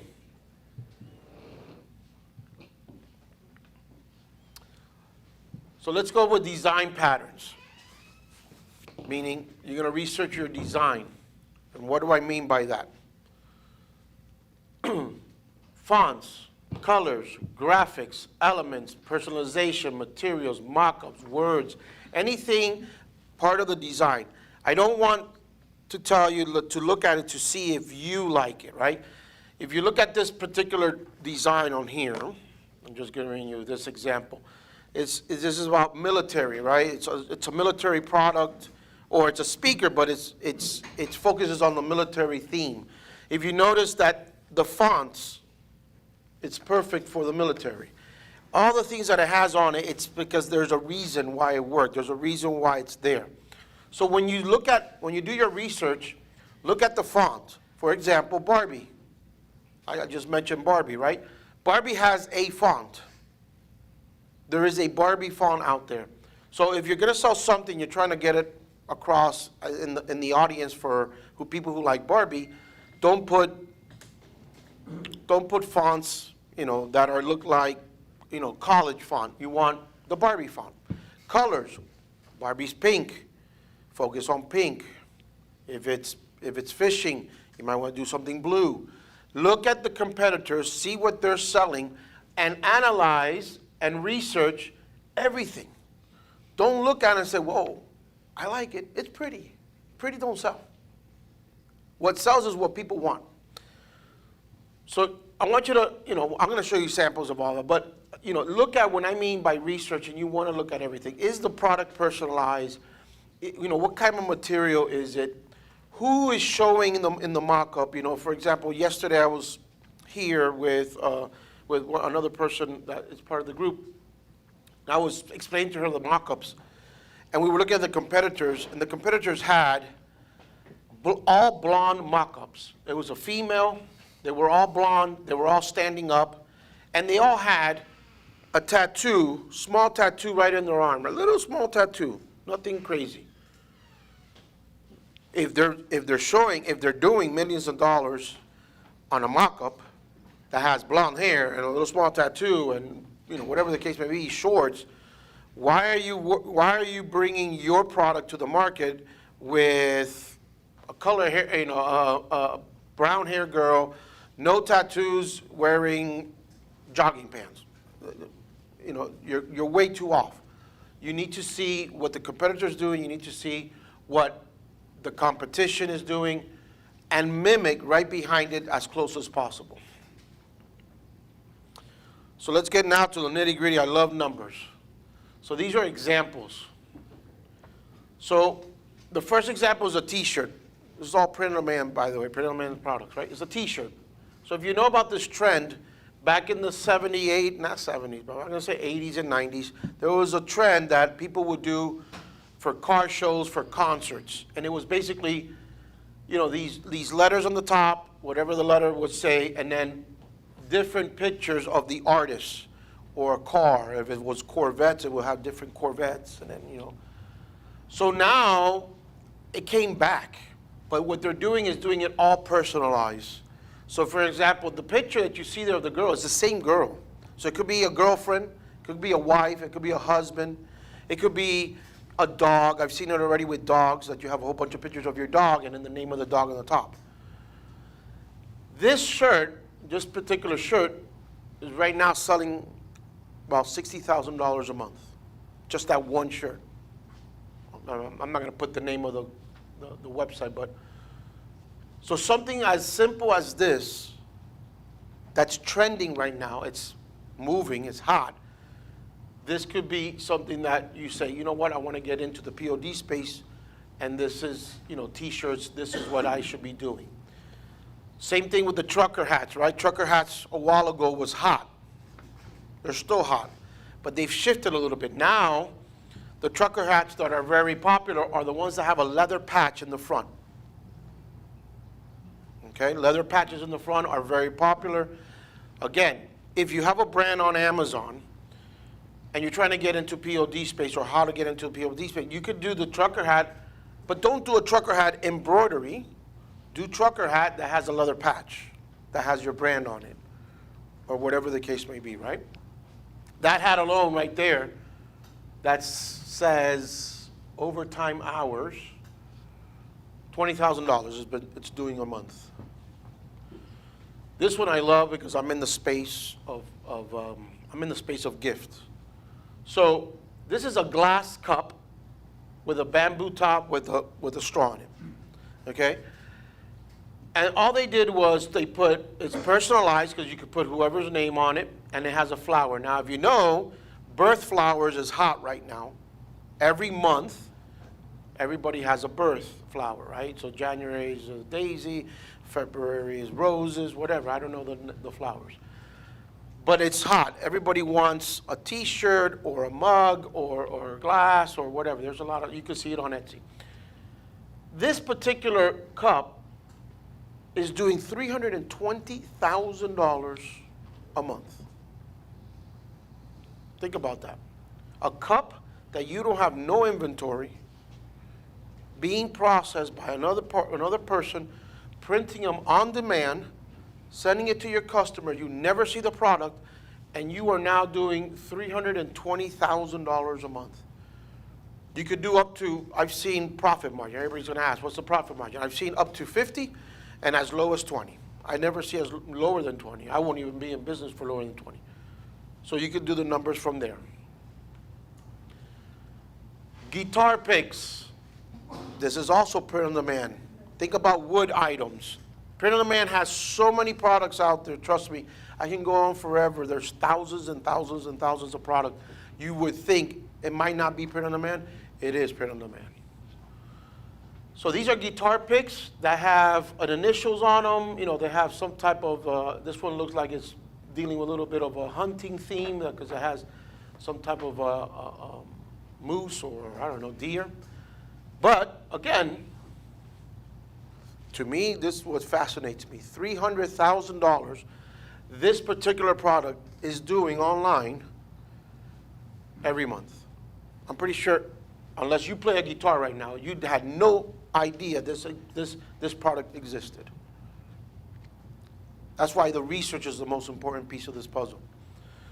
Candles. All right, ladies? Who buys that Body Works or Bath Body? What is it?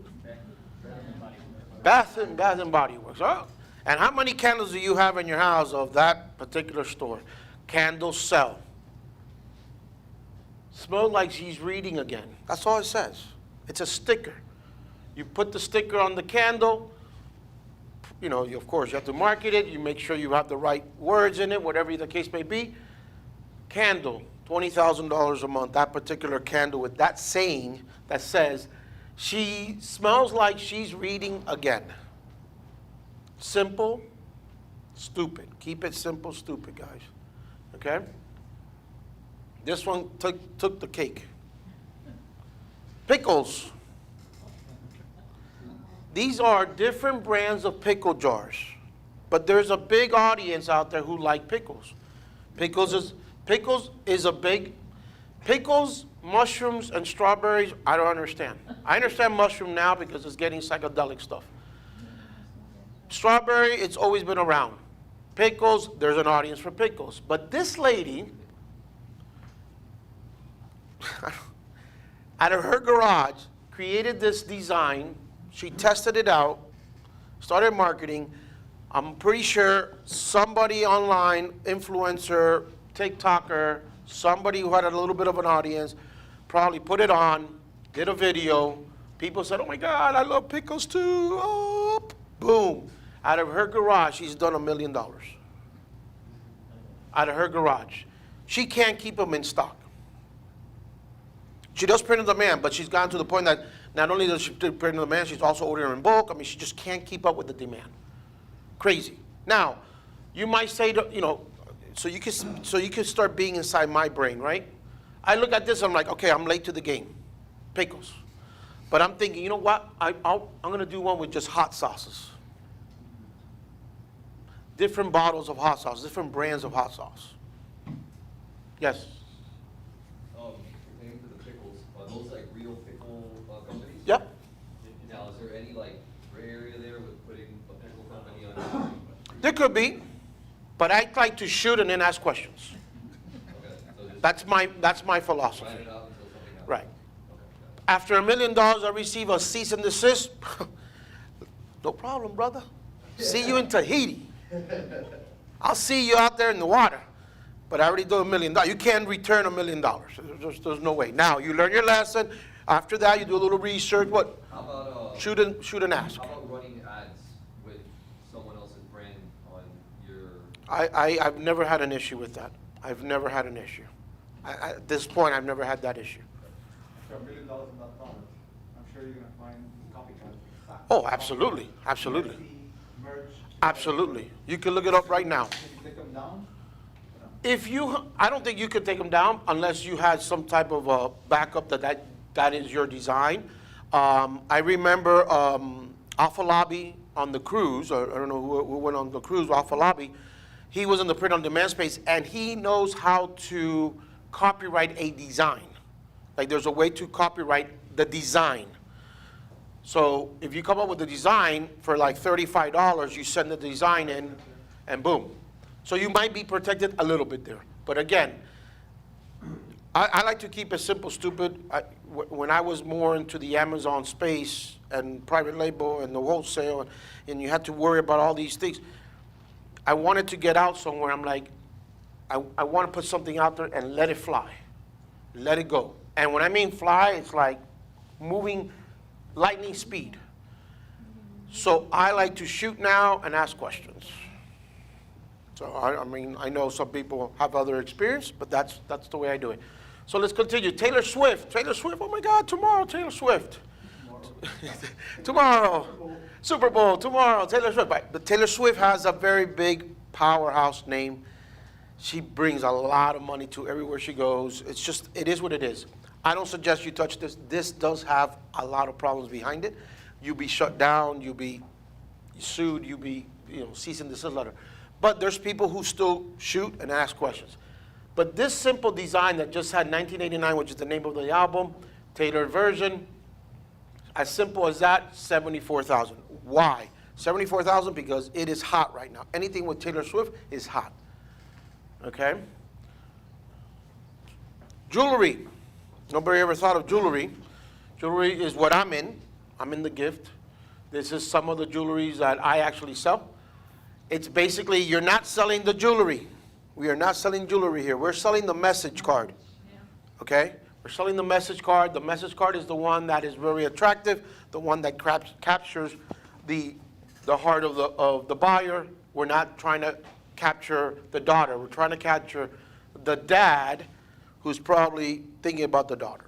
Okay? So jewelry. There's also, I do a lot of stuff in the self-awareness, motivation, all that type of topics. So that's part of it as well. Acrylic plaques, right? So coming over here, acrylic plaques, anything like this, acrylic plaque, that's what it is over there. Again, that one has LED lights. It's a message. We're selling a message. Basically, again, to my beautiful daughter, it has a beautiful message. Love always. Somebody giving a gift to somebody else. The middle picture is a blanket. These are fleece blanket with another message, of course, again, to my wife. And then there's actually another, this is my best seller. It's a sorry card. There's a lot of people who want to say sorry to the other half. That one sold $250,000 in 3 months for me.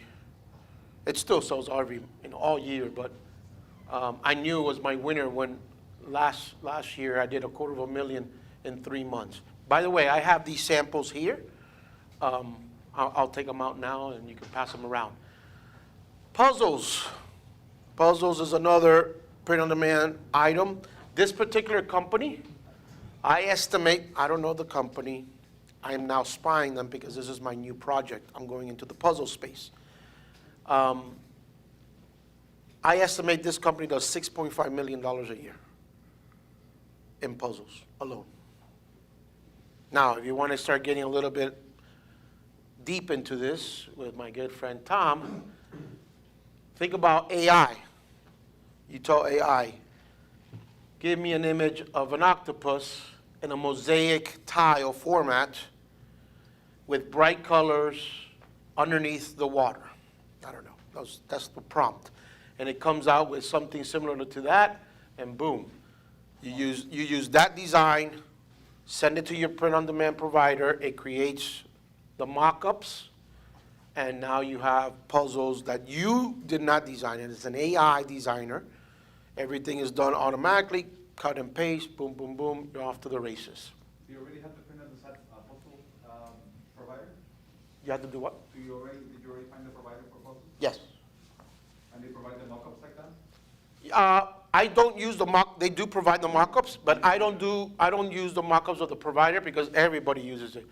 So I'll have someone create a mock-up for me. It's easy to create mock-ups. Yeah. So it's just like if you want a mock-up of this, they put the empty screen there and then you just copy and paste. But that's a little bit more advanced there. Alex? Yes. When it comes to mock-ups, you guys can also create your own blank mock-ups using AI. So Correct. You can potentially say, I need a blank box, a blank puzzle box. Mm-hmm. And AI will create you a blank puzzle box. You can say, create me a blank puzzle box with 4 people doing a puzzle at a table. And the AI will create you 4 people with a blank box there. And then you can take that blank box and insert your artwork on it. So you can use AI to create a mock-up to be able to use your website and just put AI either Midjourney, DALL-E, or Videogram.ai. Right. He's absolutely correct. You could create your own. Here's some of the samples that I told you before I move on. By the way, I brought something here that I also do good. These are watches. Same thing. You just put the message cards on the inside. You can come later on and see this, but just to give you an idea, a blanket. All right. Do you want to show them how you did your commercial? Oh, I want to see. This is my TikTok ad that sells hundreds of thousands. And I just have my daughter stand right there, and I just go like this. And we can see your legs. That's it. That's it. And with a little soft music, then I have her do this. I have her do this, and I record it from the back because I don't want her face to be showing. And that's it. That's how my ads are. But this is a Sherpa, because of the material, right? Sherpa blanket. These are fleece blankets. Again. Can you tell me what the cost of that blanket is from your POD and what you sell it for? $17. What's that? $17, depending on size, but I'll just give you a number. $17, sell it for $69. What do you think your acquisition cost is on a TikTok or Facebook ad? It depends. Again, that's a topic on its own, but I'll spend $25 to get a customer, $25, $30 to get a customer. I don't care. It's a different mentality, right? It's a different mentality from a marketplace. A marketplace, you're going out there and there's traffic already there. So when somebody says, well, you're going to spend $30 to get a customer, it's okay. Still have $25 profit.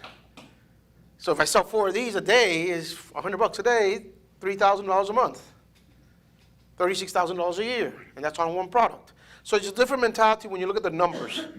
You have to spend to get that customer. You have to spend for them to know who you are.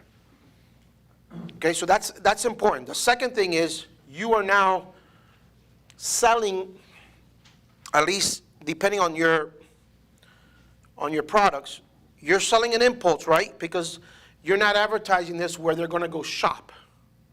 You're advertising this in social media. So it's an impulse buy. When they see this, they're like, oh my God, it's so beautiful. I need it. Click. That's it. You got seconds to say, click. Take them to your page. You should only have one button that works on that page, which is buy. If it's like, let me have purple, green, yellow, blue. No. There's no colors. This is the one you fell in love with. This is the color you fell in love with. This is the ad. It takes them directly to this. Buy now. So no variations unless you're talking about apparel. Correct. Otherwise, zero variations. I try to do as if I can have one button, I'm happy. Like for instance, a perfect example, this one here, the picture you saw before,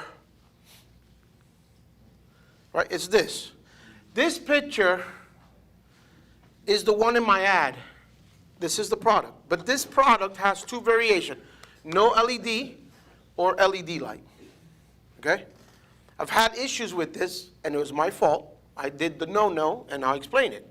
I had the variation on the page. People clicked on it, boom, oh my God, that's it, boom, and they buy. But it's default to the non-LED.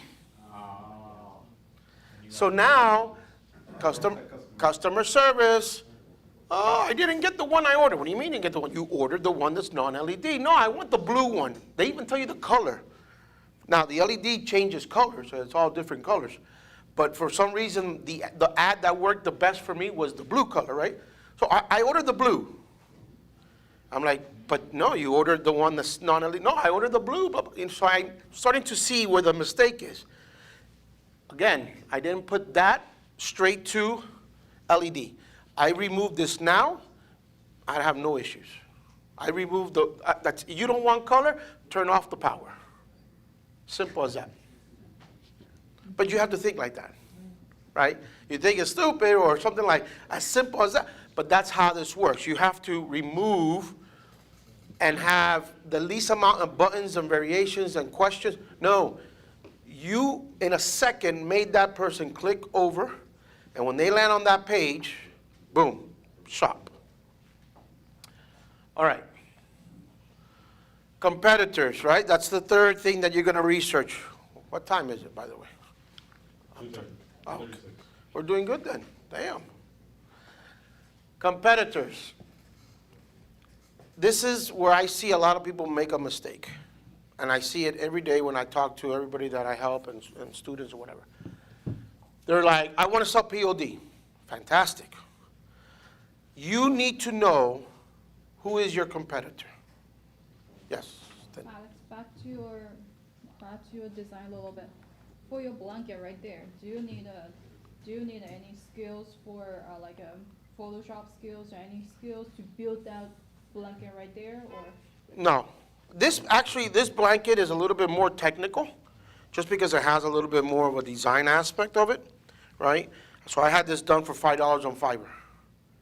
So you had someone to Yeah. do the design for you. Yeah, but I actually asked them to give me the raw file so that I could change all the words if I wanted to.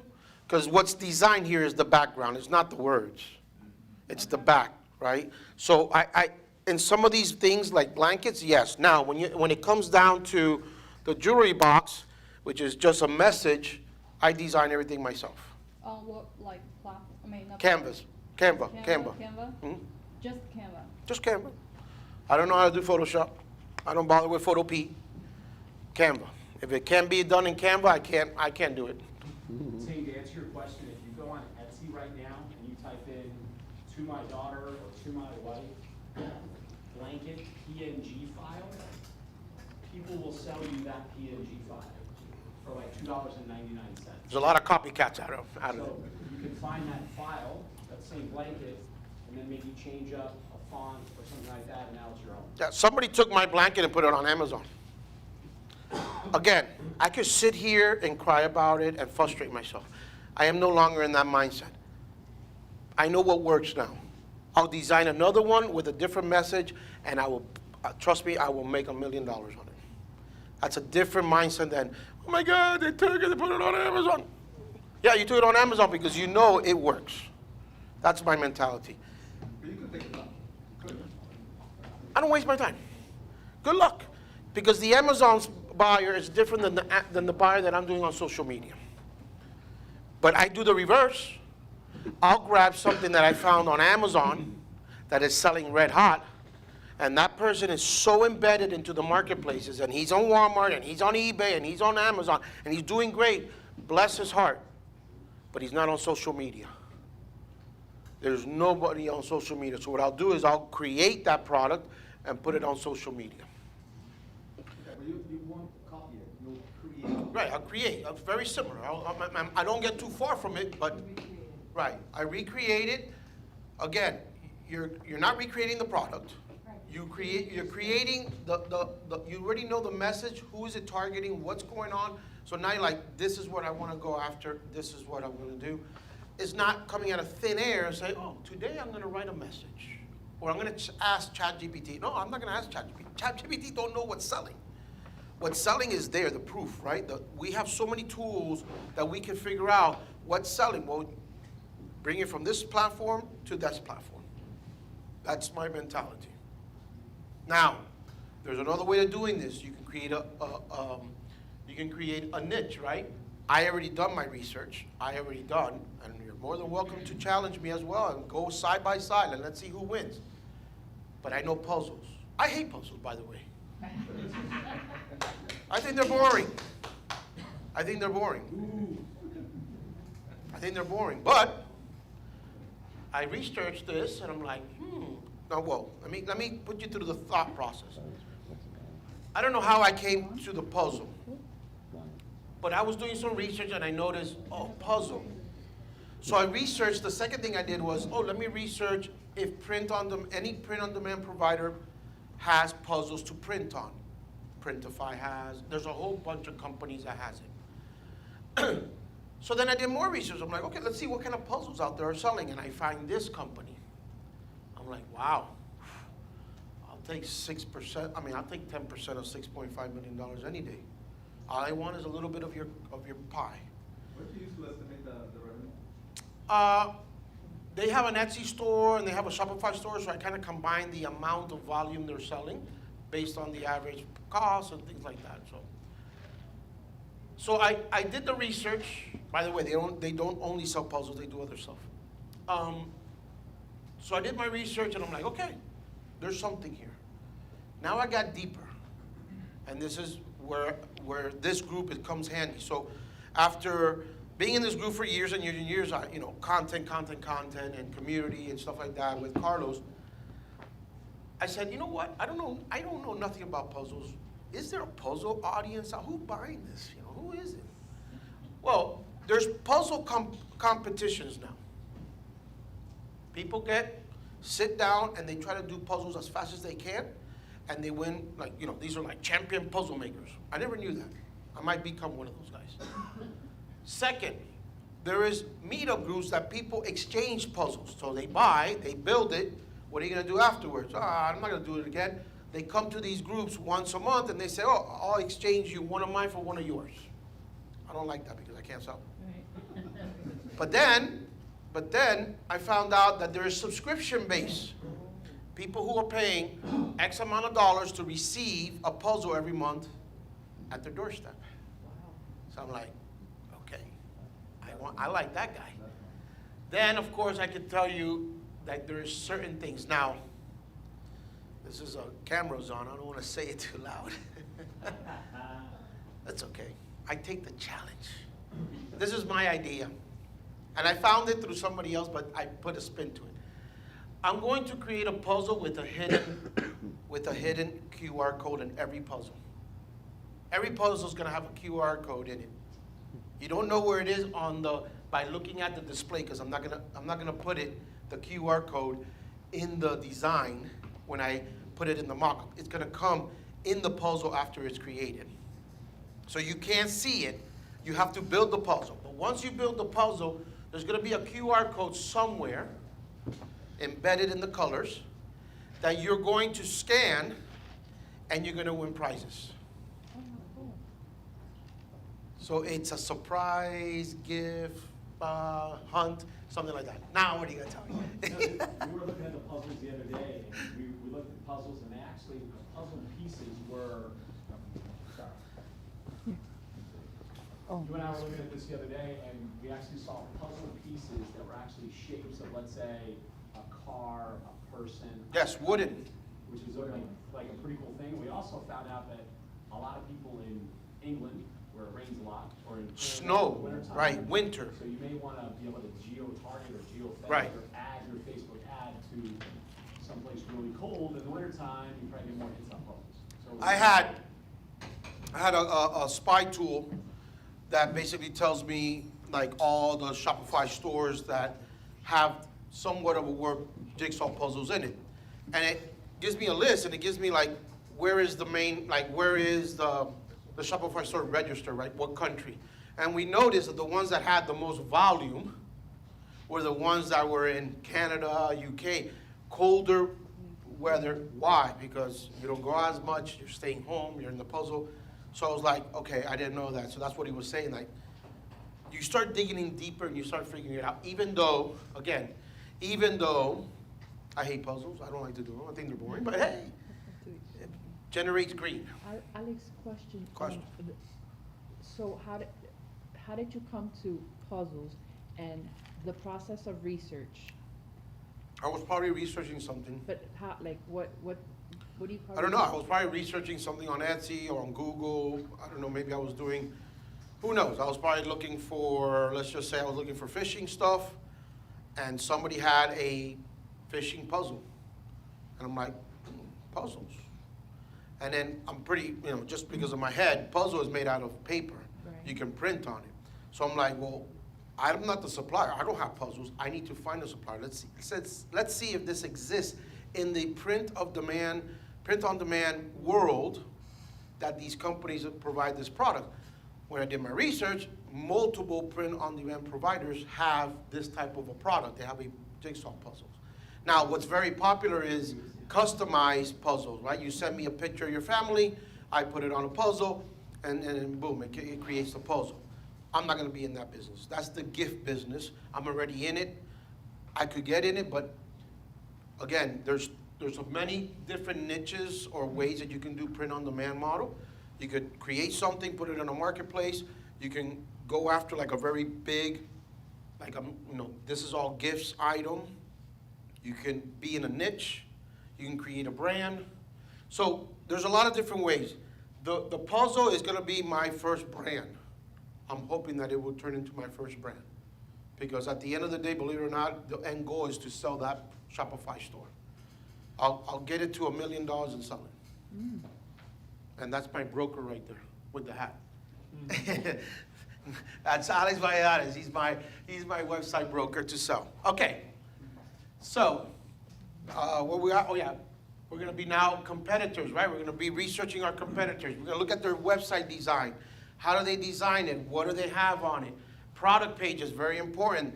The website could be a junk website, but the main page of that product is where that money is at. And I'll explain to you afterwards. Where they're getting their traffic. All this you can find out online through tools and through different information online. Traffic source, why? Because you might say, oh, I'm gonna sell puzzles and I'm gonna advertise on Facebook. But your competitor is not spending money on Facebook. He might be spending money on YouTube. So move your money, advertising money, and put advertising on YouTube, not on Facebook. So you need to know where the traffic is, okay? Or where your audience is. Social media activity. Are people engaging in the ads? Upsells, checkouts, top product. I mean, all this you need to be doing, right? Top products. Which is their top products? Which is the one that's bringing in the product? Their traffic. Product design, price, offer. What's their price? Do they offer anything extra? How is their ad designs? Their mock-ups. All this you need to collect. This is before you even launch, okay? Because you're not going to reinvent the wheel. You're trying to make this as simple as possible. Keep it simple, stupid. All right, so here is, again, another website, similar competitor of mine. So I'm gonna nail them. This is what is called the product page, okay? This is all I care about right now, and I took this because I want you to see a certain thing. This product page, what attracted me to it and what makes his conversions convert is his images, his product image, has reviews on them. So we come from a marketplace, right? We come from, Amazon and Walmart, and you have to have a white background. This is your own website. You can do whatever you want. But he has figured out by having in the product page, in the product image, he doesn't care if you can't see that in the background. He just cares that this lady shows her face and says, my mom called me as soon as she arrived at the house and she loved, blah, blah, blah, blah, 5 stars. And not only did he do it once, but he did it twice. Soft and comfortable, perfect size. Now, as Amazon sellers or as e-commerce individuals, you want to make sure you have these images of the product very close. You can see it, the details. On this store, they care less about that. They're trying to get that validation of customers, convincing you that everybody likes it, you should like it too. So what am I going to do? What did I do? I created my own images of my own product, and all I did was add a testimonial, a review, and I put it in, just like that. I took it and I made it exactly like that. I didn't add this image 25 different ways, on top of a couch, on a bed, somebody holding it. No, the main image, so you can read you have to read the message. And the rest of it, all I cared about was those reviews. Because this guy converts more than me. Second thing, again, on the top, the first thing you see is the reviews. The add to cart button, by the way, Amazon add to cart button is what color? Yellow. Yellow, orange, whatever the case may be, right?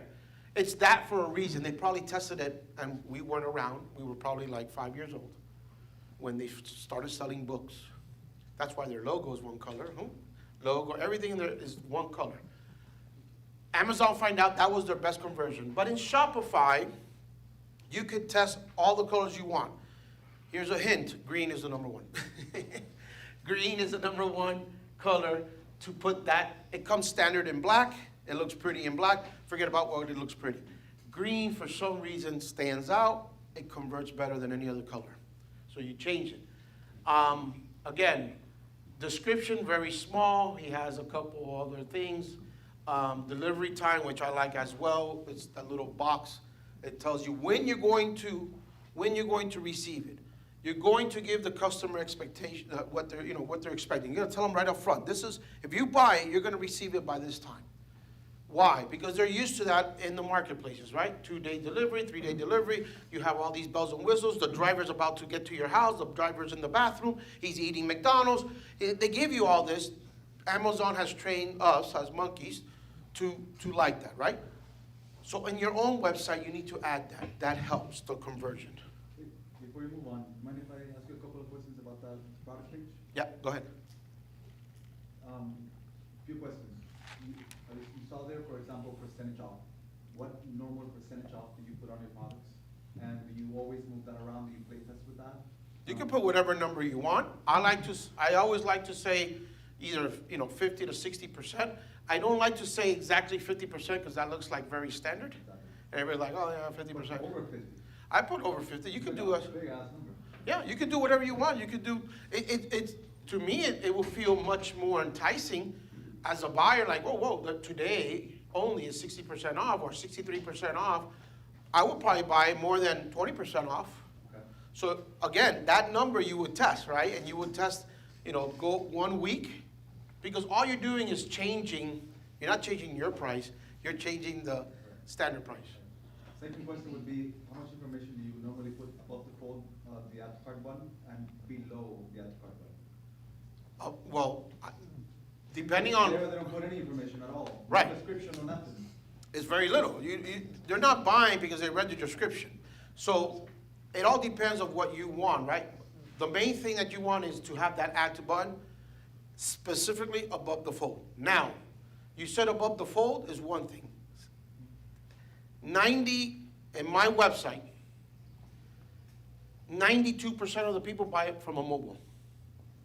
So it's not about above the fold or below the fold.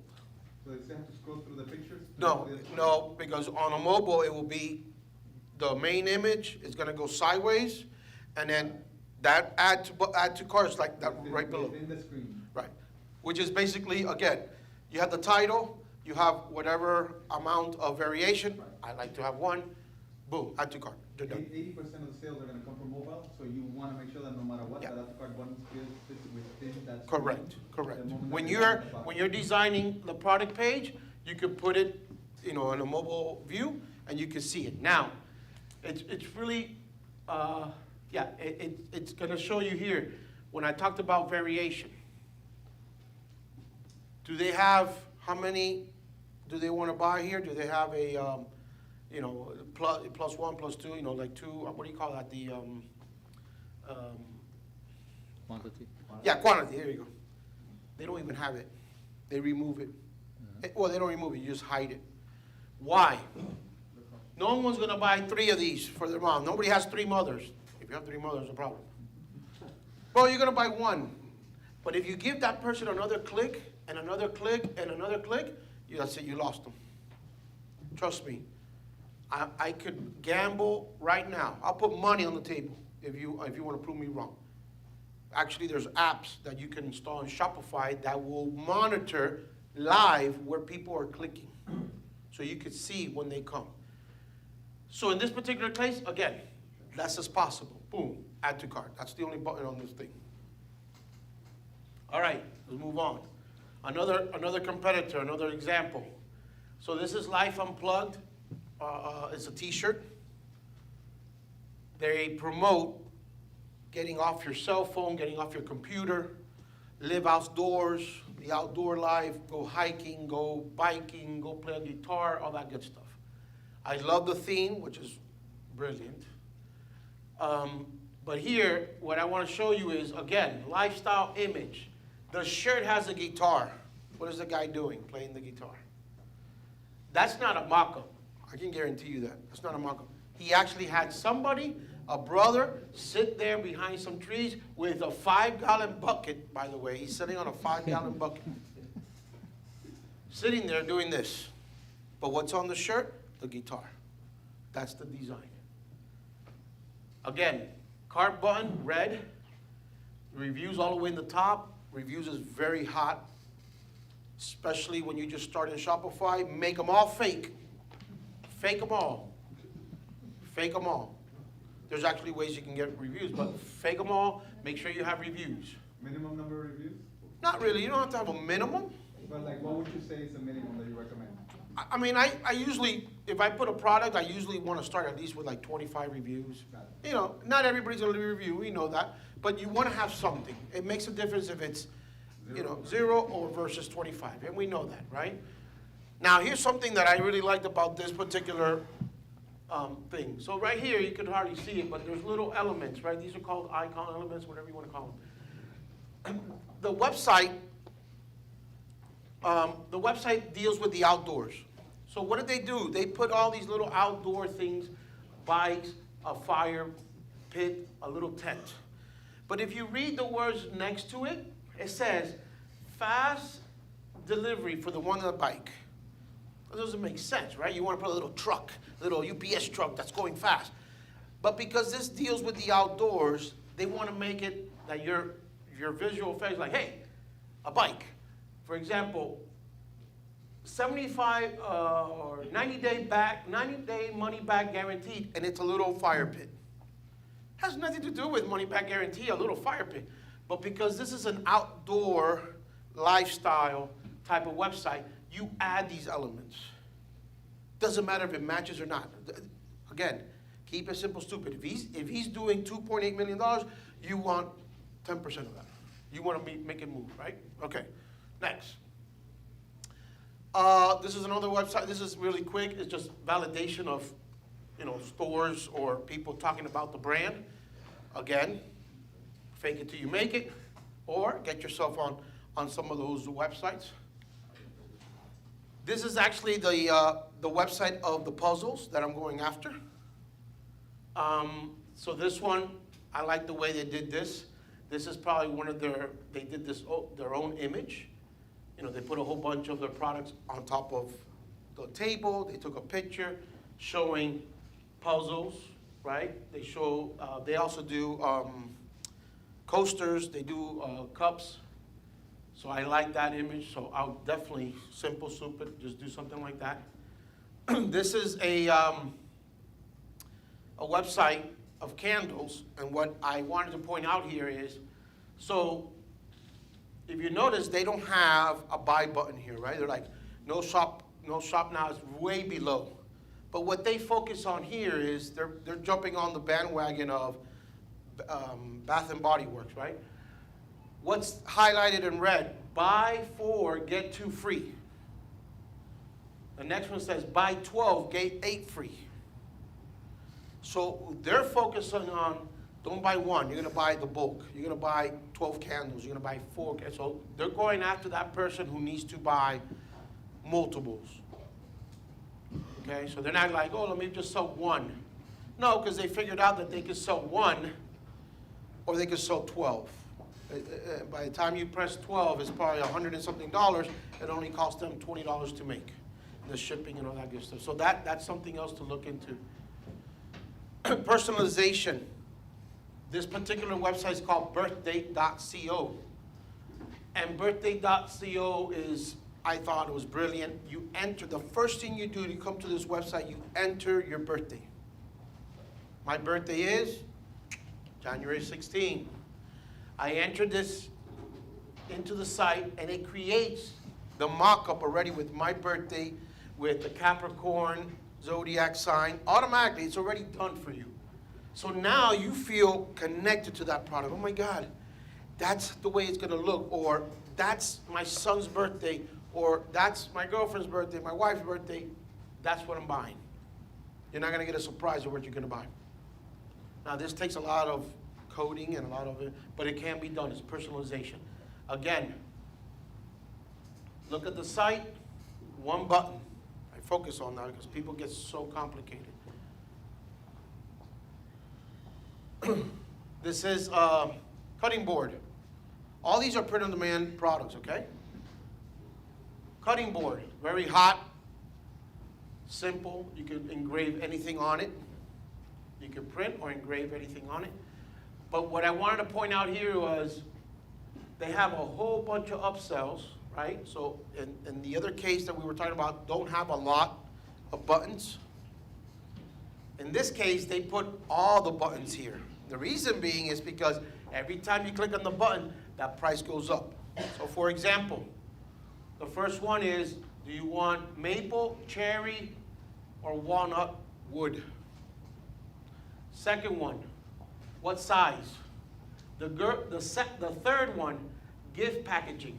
Add $10 to it. Yes or no?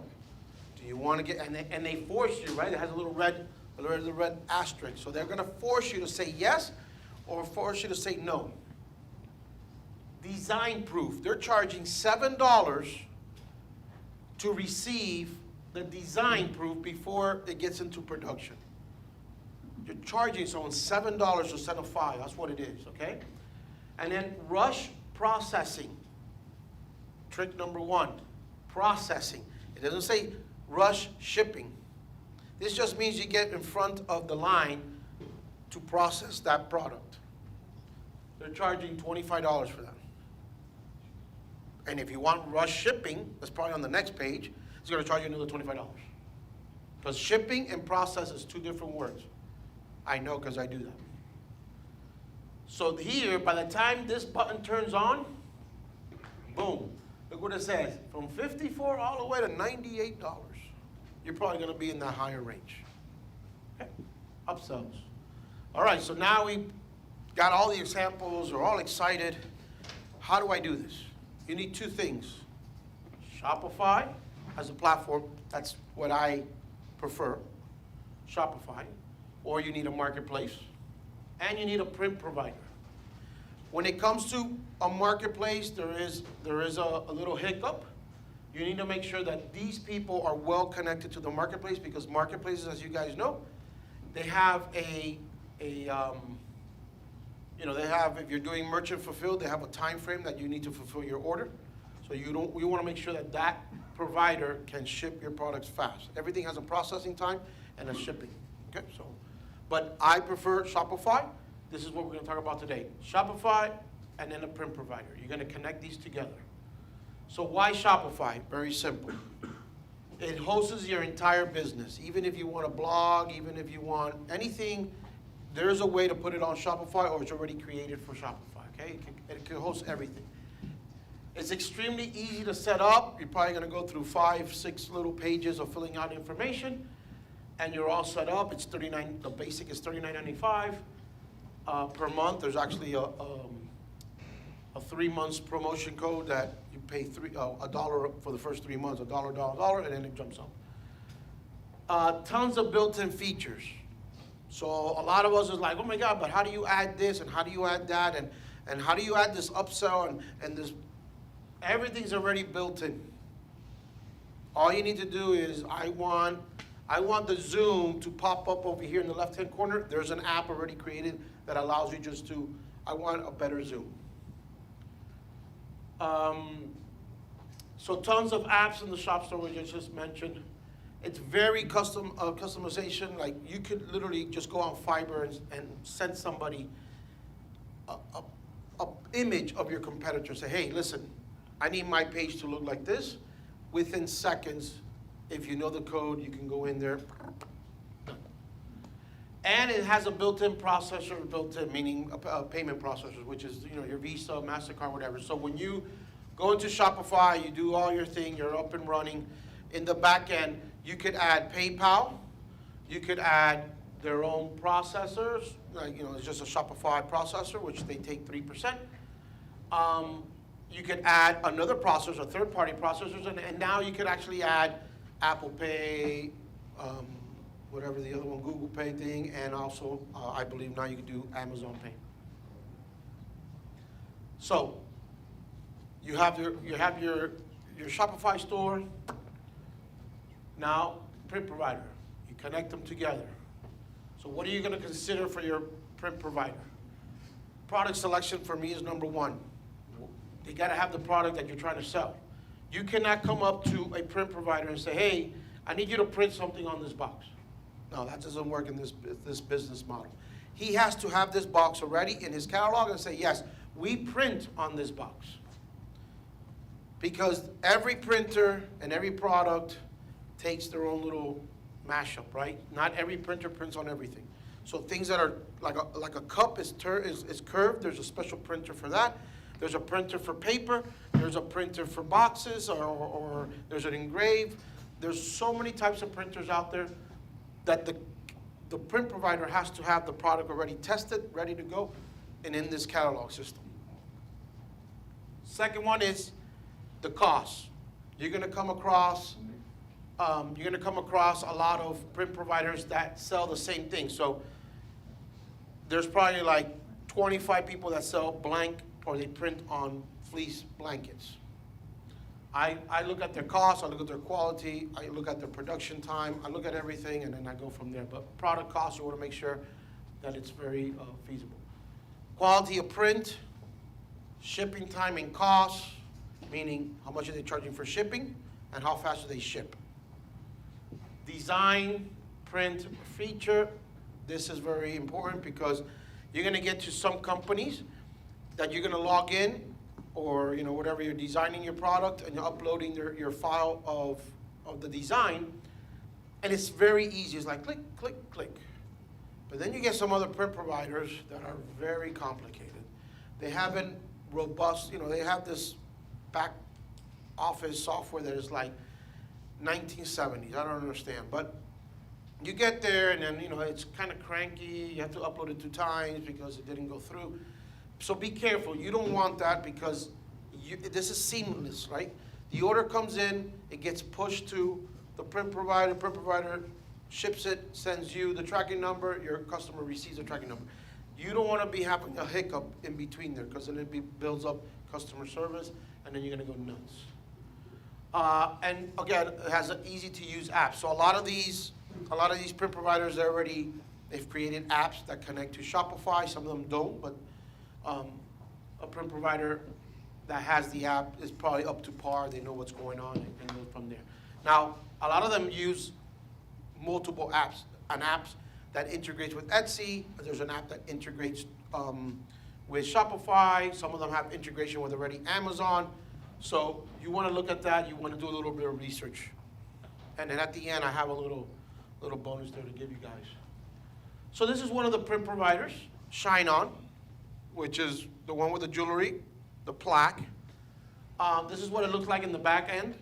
You log in, you see their catalog. Eventually you click on necklaces. There's a bunch of necklaces. You click on the watches. There's a bunch of watches. There's one right here. This one is different than the one you see there. You know, they have journals. I do a lot of journals.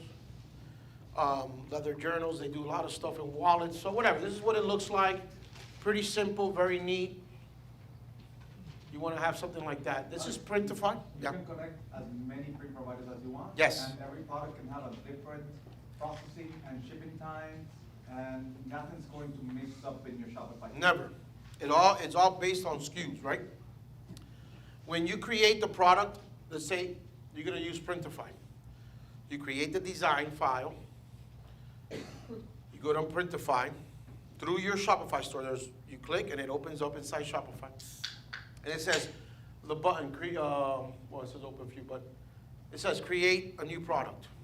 You pick the product you want to use. Let's say it's whatever, a blanket. The next step is upload your design, make sure the design fits, blah, blah, blah, blah. Once you say done, it's going to take that whole entire product, upload it to your Shopify store with a SKU number. That SKU number cannot change. So you don't provide the SKU number, it's provided by the print provider. Why? Because when they have a system, a push system that basically they're checking your site every 2-3 minutes. When an order comes in and it's the SKU that belongs to Printify, it goes that way. And then let's say the second order goes to Shine On, it goes that way. Now, when it comes to the shipping, you create multiple shipping profiles. So when you create the product, let's say that this takes 2 days, but this one takes 5 days. So I have like Printify blanket shipping profile, right? So I create the profile. You create the shipping profile based on the products that you're selling. Right. And got it. Usually, they all fall into the default, which is, you know, it takes 4 to 5 days to process. That's what I have, right? That's the standard shipping, which is free shipping. Then that one also has priority for this amount, whatever. But let's say, you know, I playing cards. You know, you could design your own playing cards. Playing cards are shipped within 10 days. I'll make sure that I'll go in there and create a new shipping flow just for playing cards, because I don't want it to get mixed up. And I do also do that for holidays. I also do that for special events like. Explain that to me. So every single shipping profile you change for holidays? I have one that's just for me. I have like last year what I did, not the year before, but the last year I noticed that I was playing around with a lot of the shipping. So 15 days before Christmas, I moved all my products, and you can do it in bulk, it's just a button, and I created a Christmas shipping profile that is only priority. There was no free shipping. You had to pay for priority shipping, which was $22, and everybody paid it with a smile on their face. No, of course, yeah. So at that time, it auto-checks the priority box and you're not allowed to remove it and... That's the only thing you can pick. It's just, you can't pick, it's just there. It's just there. But, you know, people, and I say that with a smile because everybody's like, who will pay $22? Everybody will pay.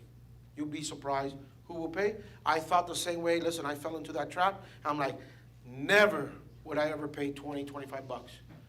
But you see it all the time. Somebody buys, especially this beautiful sorry card, because it happened last night, and they were like, they were sorry what they did. Okay, they pay $79, and then that little, I give them the option. It's free shipping, but that guy did something he did something bad, and he'll pay another $10 for shipping. And he's like, and believe it or not, the next day I get that little message, hey, why hasn't it shipped yet? I'm like, dude, you just bought it last night. It's like, you didn't give us a time to process it. You know, it's like, we got your order, it's being processed, it's being shipped out tomorrow. But he's like, he wanted to like put in the thing and let it go. I need it tomorrow, whatever. I'm in the sorry niche. It's very, you have to deal. You forget that he's sorry. Yeah. You have to deal with it, you know? That's crazy, right? Oh my God. And to add to that, so we can laugh a little bit. Doghouse gets cold. Yeah, oh my God. Yeah, let me add to that. I also get the reverse. I get people like, I need to cancel. I'm like, is there a problem? Did you order the wrong one? No, I got back with my girlfriend, and I'm like, we can't cancel now. I'm sorry, you know. It's already in process. It's being shipped. When I see that, I tell them it's being processed, it's being shipped. It's just like, I'm sorry, dude. You're the one who pushed the button, right? So that's one thing. The second thing is I get the feedback. I get the feedback like, oh my God, it's wonderful. She loved it. She accepted me back. Blah blah blah blah blah blah. I also get the reverse. This didn't work. This is a piece of shit. Blah blah blah. You know, she left me anyway. She left me for the other guy. You bought it. That's all I can do, right? That's all I can say. So, again, by the way, I also give them an option because it's only a card, right? This is a card here, right? This is a card. So I tell them when they say, oh, I don't need it anymore. I say, listen, maybe you don't need it, but you can remove the card and give it to somebody else. Give it to somebody. Give it to your new girlfriend. All right, moving on. The excitement part. Yes? So these are customizable products. Do you have some kind of return policy? Personalization, I do not return. No, No okay. refund on personalization.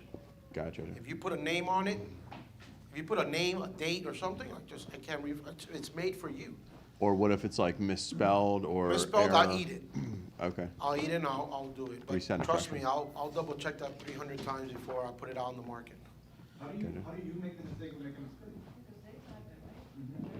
They type in, you know, to my beautiful Melissa, and they misspelled Melissa, I'm putting whatever you typed there, because it's on your receipt. And then they complain, oh, it's misspelled. Well, it's your fault. It's their fault, right, at that time. But if it's something that I wrote and it was wrong, then I have to eat it. I want to share with them a conversation you and I had, because I think it's important maybe to give some context as to how to set this up. So I went to Alex and I said, hey, listen, I want to be the hat guy. I want to do nothing but custom hats, right? I want to be the print-on-demand hat guy. And he said, good idea, but what he recommends you do is, I think it was really smart, is to sell all kinds of different products. Figure out what area that is. In his case, it's going to be puzzles. Then create a different Shopify account for just hats. So let's say I was doing hats, mugs, doormats, lampshades. Right. And lampshades all of a sudden just started to take off. Now maybe I want to create my own Shopify store for lampshades alone and become the lampshade. Correct. Like yesterday, I was here with Christina, who's getting something to eat, but I was here with her yesterday, and we're, you know, coming up with, you're going to have a test site. I call them a test site. Everything underneath, it's just, everything's gonna be tested on that site. So how would you name that site? Well, the word gifts, right? Gift is very broad. A gift could be a puzzle, it could be jewelry, it could be watch, it could be a blanket, it could be flip-flops, it could be a t-shirt. It's just a gift. But that's not your ultimate goal, is to create, you're not gonna create one thing and it's gonna hit. You're gonna go be testing and testing and testing, which I'm gonna go over now. You're gonna be testing and you're gonna put ads out there and you're gonna test and to figure out what hits. That doesn't mean as soon as it hits, you're gonna create a website. No, you're gonna double down. So whatever, let's make the example of puzzles. I put out puzzles and I see puzzles and nothing's happening, but all of a sudden I do, boom, I get a puzzle. And the puzzle is Super Bowl puzzles. Boom, Super Bowl puzzles. Okay, sports. So then I start doubling down. I'm like, okay, I'm gonna add more sport puzzles. Then I add hunting puzzles, and I start getting sales. Now now I can develop a puzzle website with the category sports, hunting, fishing, blah, blah, blah, because now I have data. And developing a website by that time, unfortunately, is not like, oh my God, I gotta develop another website. By that time, you're gonna be pros. You could probably develop a website in less than a day, within hours. It's just, boop, boop, boop, boop, you're up and running. Do you write articles for traffic? I see Facebook, Instagram. I don't write articles. I don't write content. Carlos will probably lean towards that. Yes, that would help because it spreads the words, it draws traffic, free traffic from different places. And if you are in a niche that is very conversational and has a lot of articles and people want to read about things, absolutely, I would tell you yes. But most of the traffic is paid ads. Right. For example, somebody has told me 100 times, and I haven't listened, to develop a whole entire website about being sorry. Like, you know, how to win back women, how to win back your significant other, how to create, you know, activities for you to generate more love in your interest, whatever. It's all about that. But you're selling also, hey, I sell flowers and sorry cards and sorry necklaces. I just put it under the gifts and it flies. So you mentioned that company called Unplugged. Unplugged has a Facebook group called Unplugged Fam. And they have 7,500 followers. So he's now created a community and he actually threw out a new design. And it was like a Jeep, it was a camping Jeep. And he said, but this is in the works. And this whole community is like, I love it, I love it, I love it, I love it. So he's creating a community. You're testing that. Yeah, testing, right? So it's what Carlos believes in too, you know, building communities, but certainly, absolutely, I would think that you want to create, once you, after your test site, and you decide to get into hats or mugs or whatever, create your own Facebook group, and then maybe test those designs and see if the audience likes them, and then launch it, right? That would be Right. pretty cool. Alex, did you buy anything from them, from Unplugged? No. I'd love to understand what was the incentive to get people to join your Facebook group after they bought them. Obviously, an email, once they buy from you, you get their email, and you send them an email going like, hey, you know, we have a community, blah, blah, blah. What I liked about them, what attracted me to them was not the t-shirts. Their niche or their brand was around a vision to remove people from electronics, from their phone, and go outdoor. That is a world of an audience right there. Right now, a lot of people are like, I don't want to be on social media no more. I don't want to do computers. I finished work and I just want to go outdoors. That's a community. So he has built this community of people who believe in that. Now he's capitalizing by doing shirts, and his brand name, Unplugged, took the cake right there because you feel just by saying the word unplugged that you're already disconnecting. So trust me, I thought with Tom, give me another name like Unplugged. I mean, there's a lot of stuff that we came up with, but still, the one that took the cake was the one he has, Unplugged. So. Another follow-up to what was a lot of that was just said. So say if you do find a niche like hats, for example, on your main selling page, what's a good amount of like designs to have? Is there like too much or too little? No, it doesn't cost you anything. You just got to keep on putting out and testing, right? Now to start, yes, you need to have fillers, right? You need to have at least when somebody clicks on something, the page is going to fill with 9 per page. So you want to have at least 9 to show, but no one's going to click around your website. I'm going to tell you that right now. No one's going to go from a Facebook ad or a TikTok ad. They're going to click on that little button that says shop now, and then like before they shop, they're going to say, let me go check out their homepage. Nobody does that. They're going to go shop now. It takes them to your website. There's that one little green button that says buy now, shop cart, whatever you have, and boom. Okay. Very few go and, very few go to another page, or maybe you have something in the bottom that shows other products, which I don't recommend, but you're like, people who bought this also bought this. You're giving that customer a way to click out. No. You came here because you saw that ad and you liked it. Now buy it. Is that integrated with the TikTok Shop? TikTok Shop is part of it, yeah. But this is just about ads. Yeah, TikTok Shop just started, 7 months ago, 8 months Do you ago. send them from your ad to your product page directly, obviously? Do you pop up the, discount code? I do. Some people will tell you, don't do that. I do. That's the extra click that maybe turns Right, off, but. that could, you have to test it. In the beginning, I was told, be careful, they don't like pop-ups and so on, so I never had it, right? But then I spoke to someone, I'm like, dude, my conversion rate went up. I'm like, well, I don't know what to do now, right? Like, Oh, and you also get that email. right, I'm like, I want the email, but I don't want to scare them. So again, I said, you know what, let me test it for the first maybe 30 days and see what happens. Oh, I have more conversion. Now, 10%? a lot of people, yeah, a lot of people like 10%, and they want that 10% that made them buy it, perfect. But, and I also give them the coupon immediately. I don't want them to go to their email. They provide the email and you give it to them right there. When they say, boom, it pops up. Boop, welcome 10. Because if they have to go to their email, And they get lost. and then they have to come back, and what was that? Oh, what tab do I have? Because they have 17,000 tabs open. Gone. Gone. Gone. Gone. Gone. Zilch. Again, the marketplace is different. This is what you just saw 10 minutes ago. You don't have that feature. You don't have the feature of Amazon.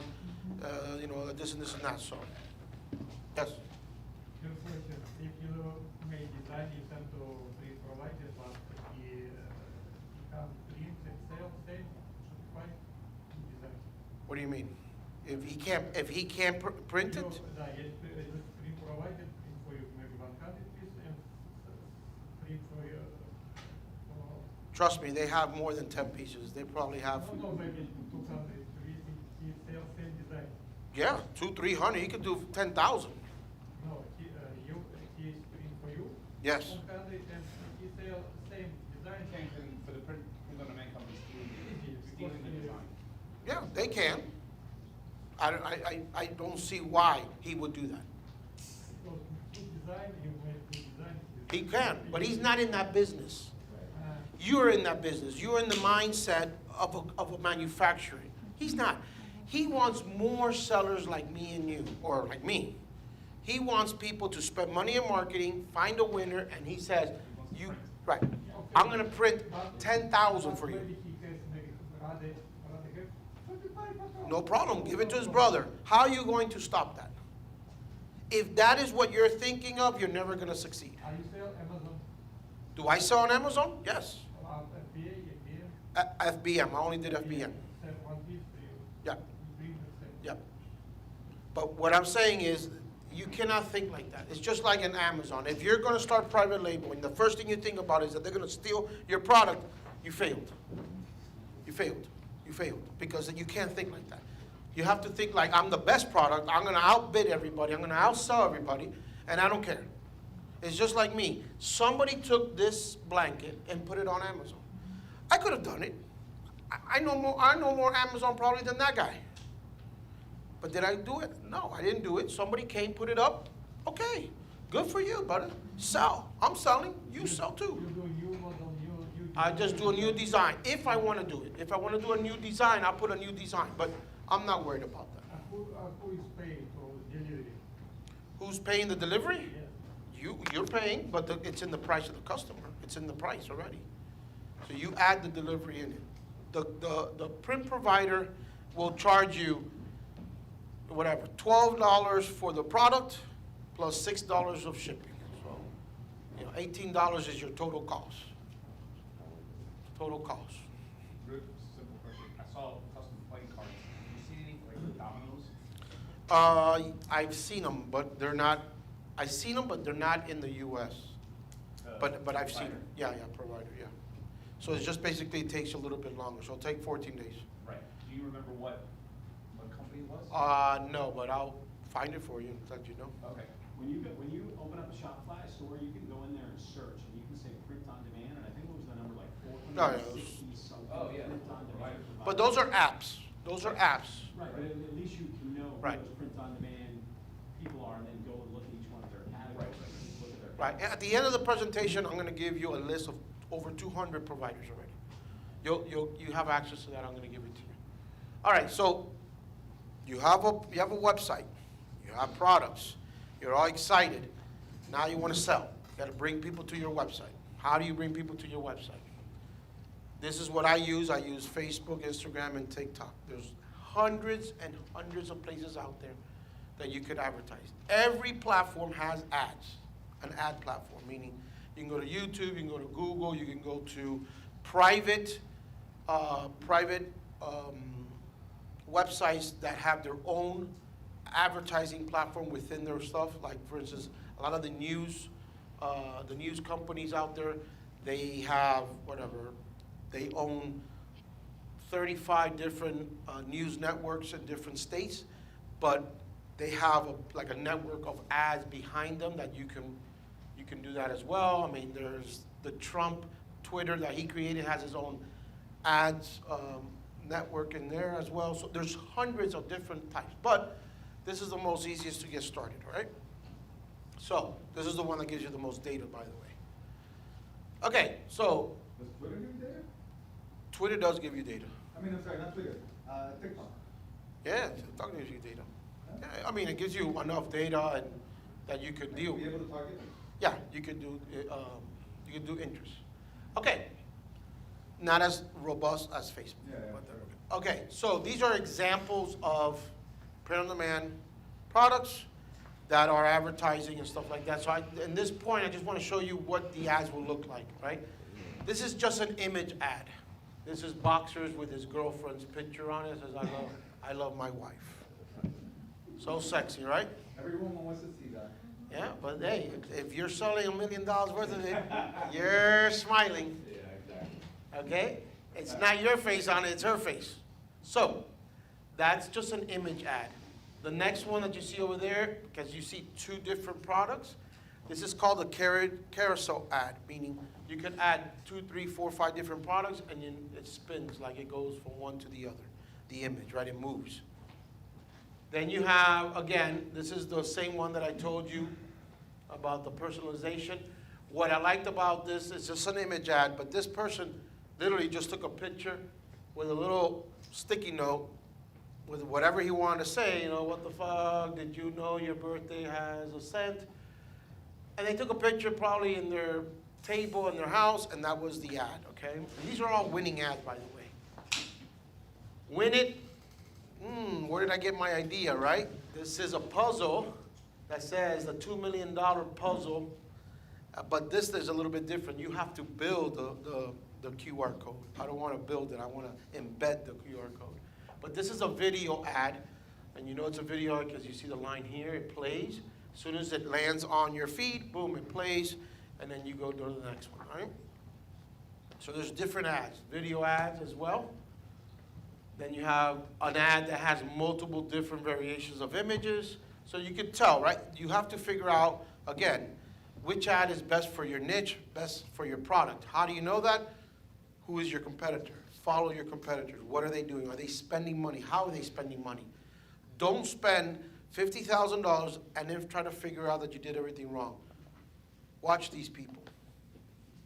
Watch the competitors. So what are you going to do now?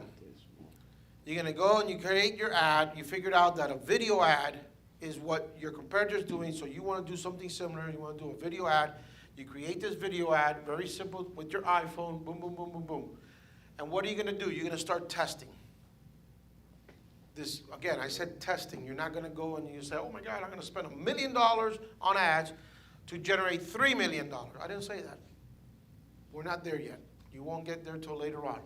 What's going to happen here is you need to test, and test some more. Now, while you're testing, this is where it gets complicated. This is where everybody falls off the cliff. You need to know your numbers.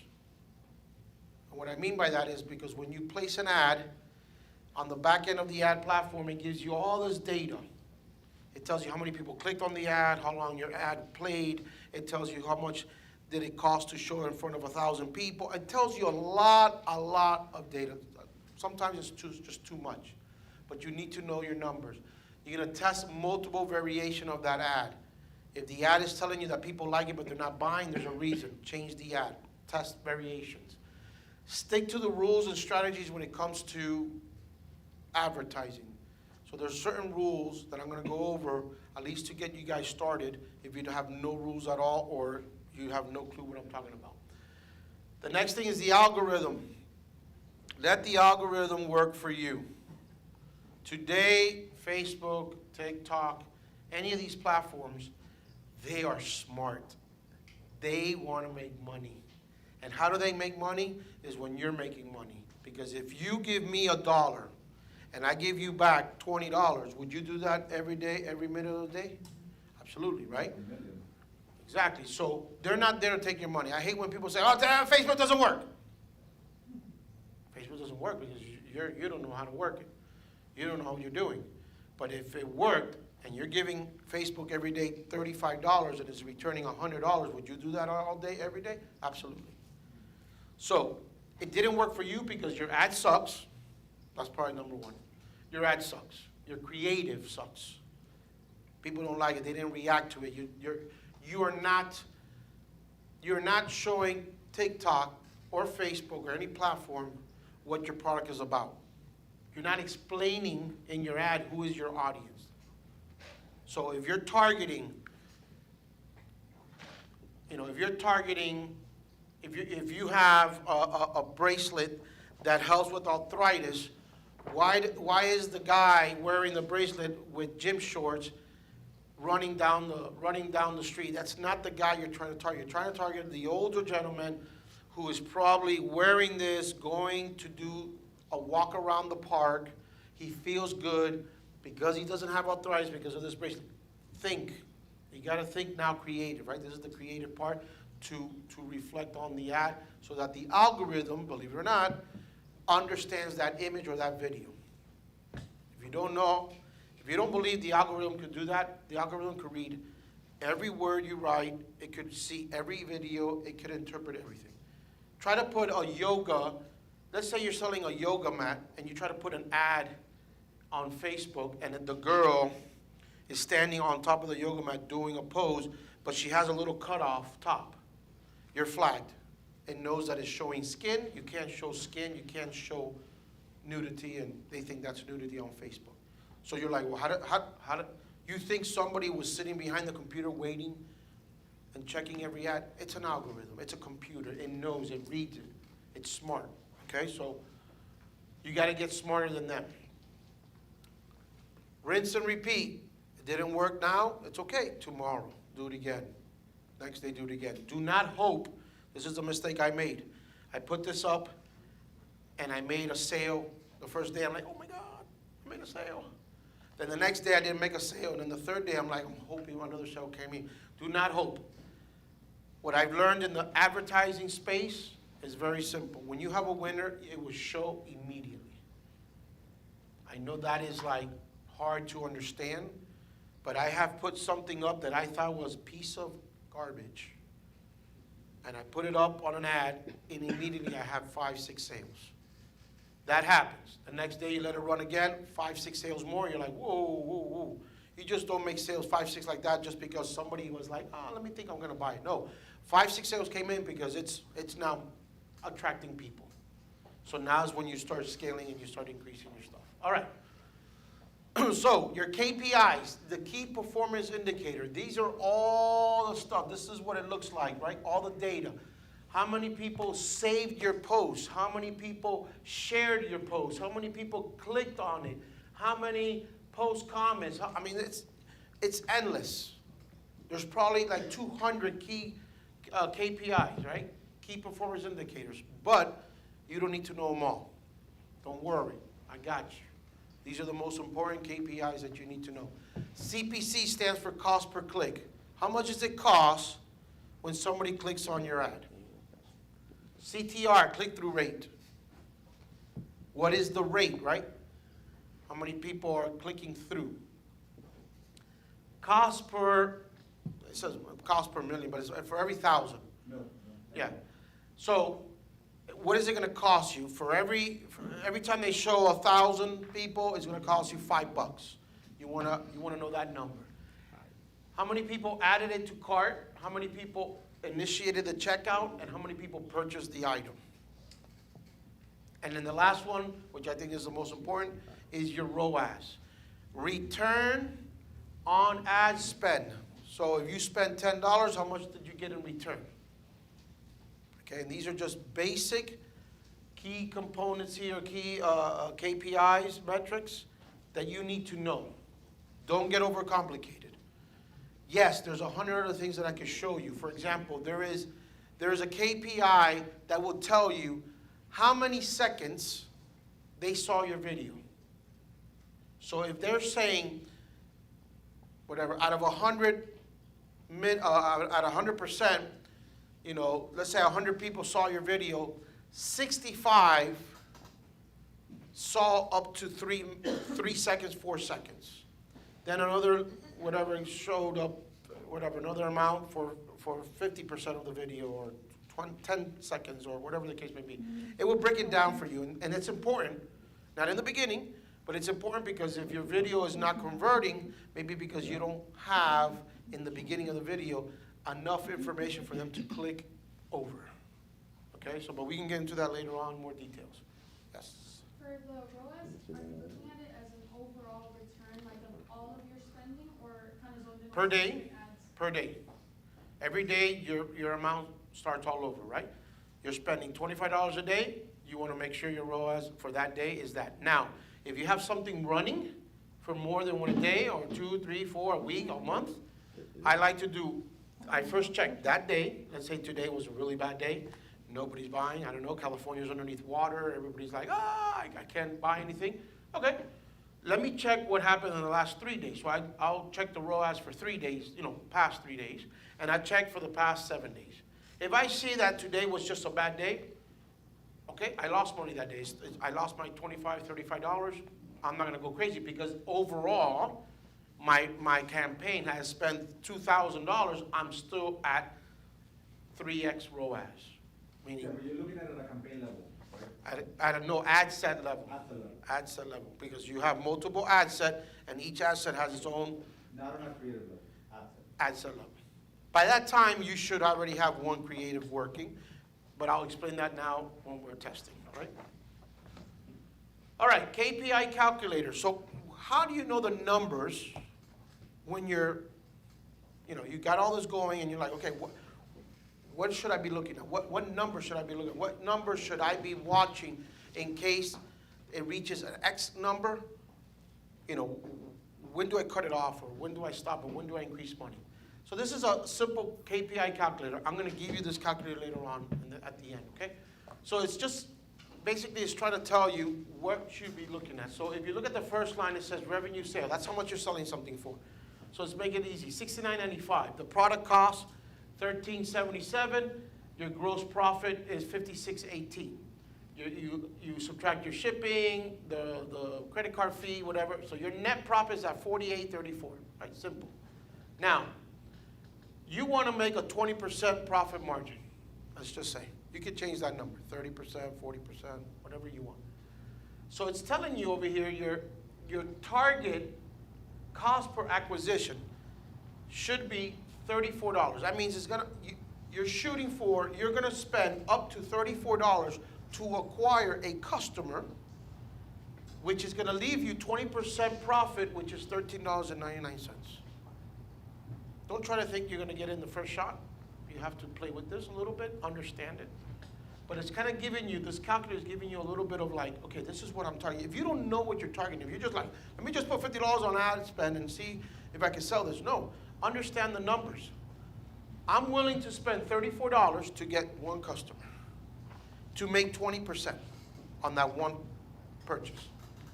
That number will change if I change it to 30 or 40 or 35, whatever your case may be. Now, when it comes to the ROAS, this explains to you the ROAS, right? So your break-even ROAS, meaning you spend $34, whatever the case may be.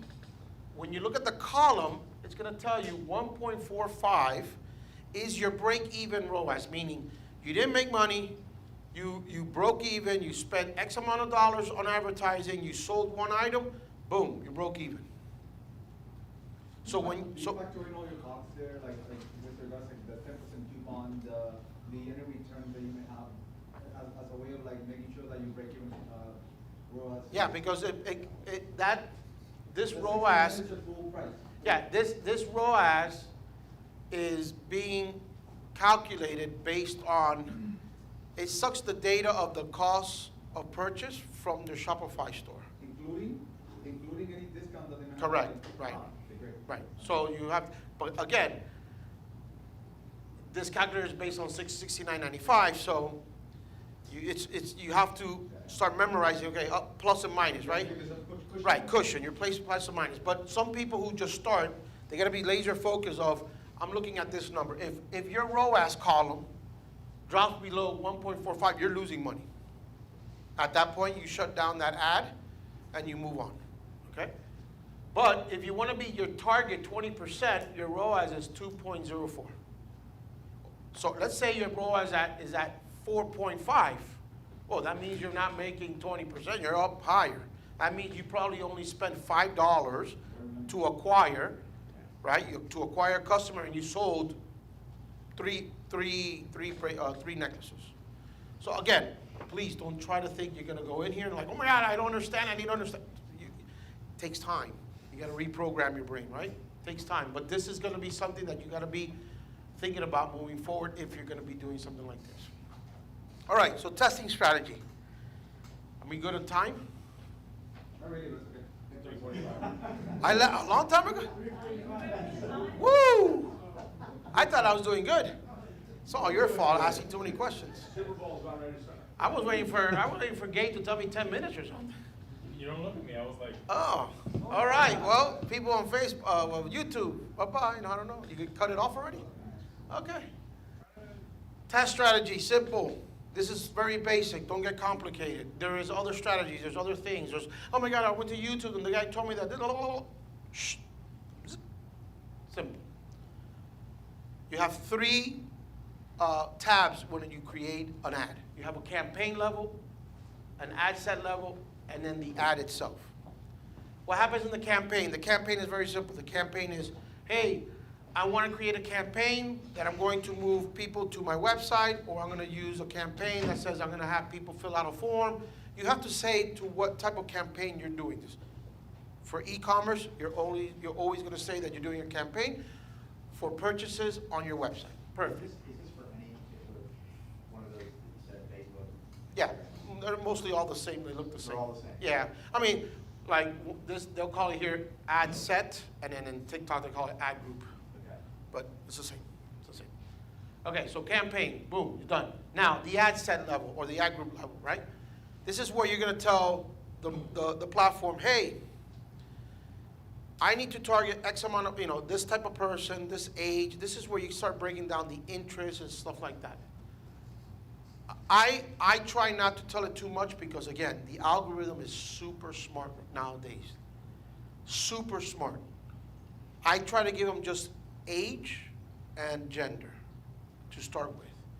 Then I kind of like, if I want to break it down even further more, I'll do that. But if your ad and your description on your ad or your whatever you have on your ad is good enough, it would know who you're trying to target, and it will find it for you.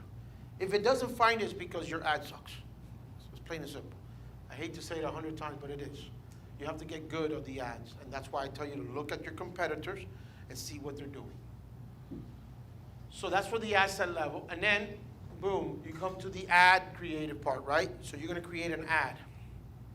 And the ad could be an image ad, it could be a video, it could be a carousel, it could be a different types of ad, right? But I will create 3 here. Why 3? And I'm going to make a simple example. Each ad is the same ad. The only thing that changes for me is the thumbnail of the ad. So for example, remember what I told you, this puppy, right? I had the issue with the blue. Oh my God, I want the blue one. Okay, in this particular case, I had a blue one, I had a green one, a green light, a blue light, and then I had the one with no light.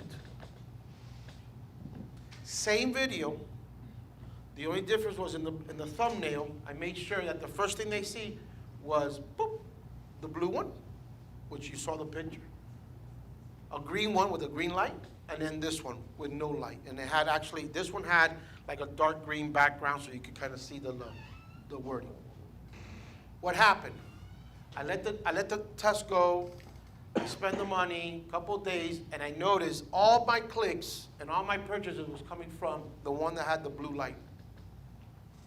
So what did I do? I recreate the campaign, and now I test it only with one ad set.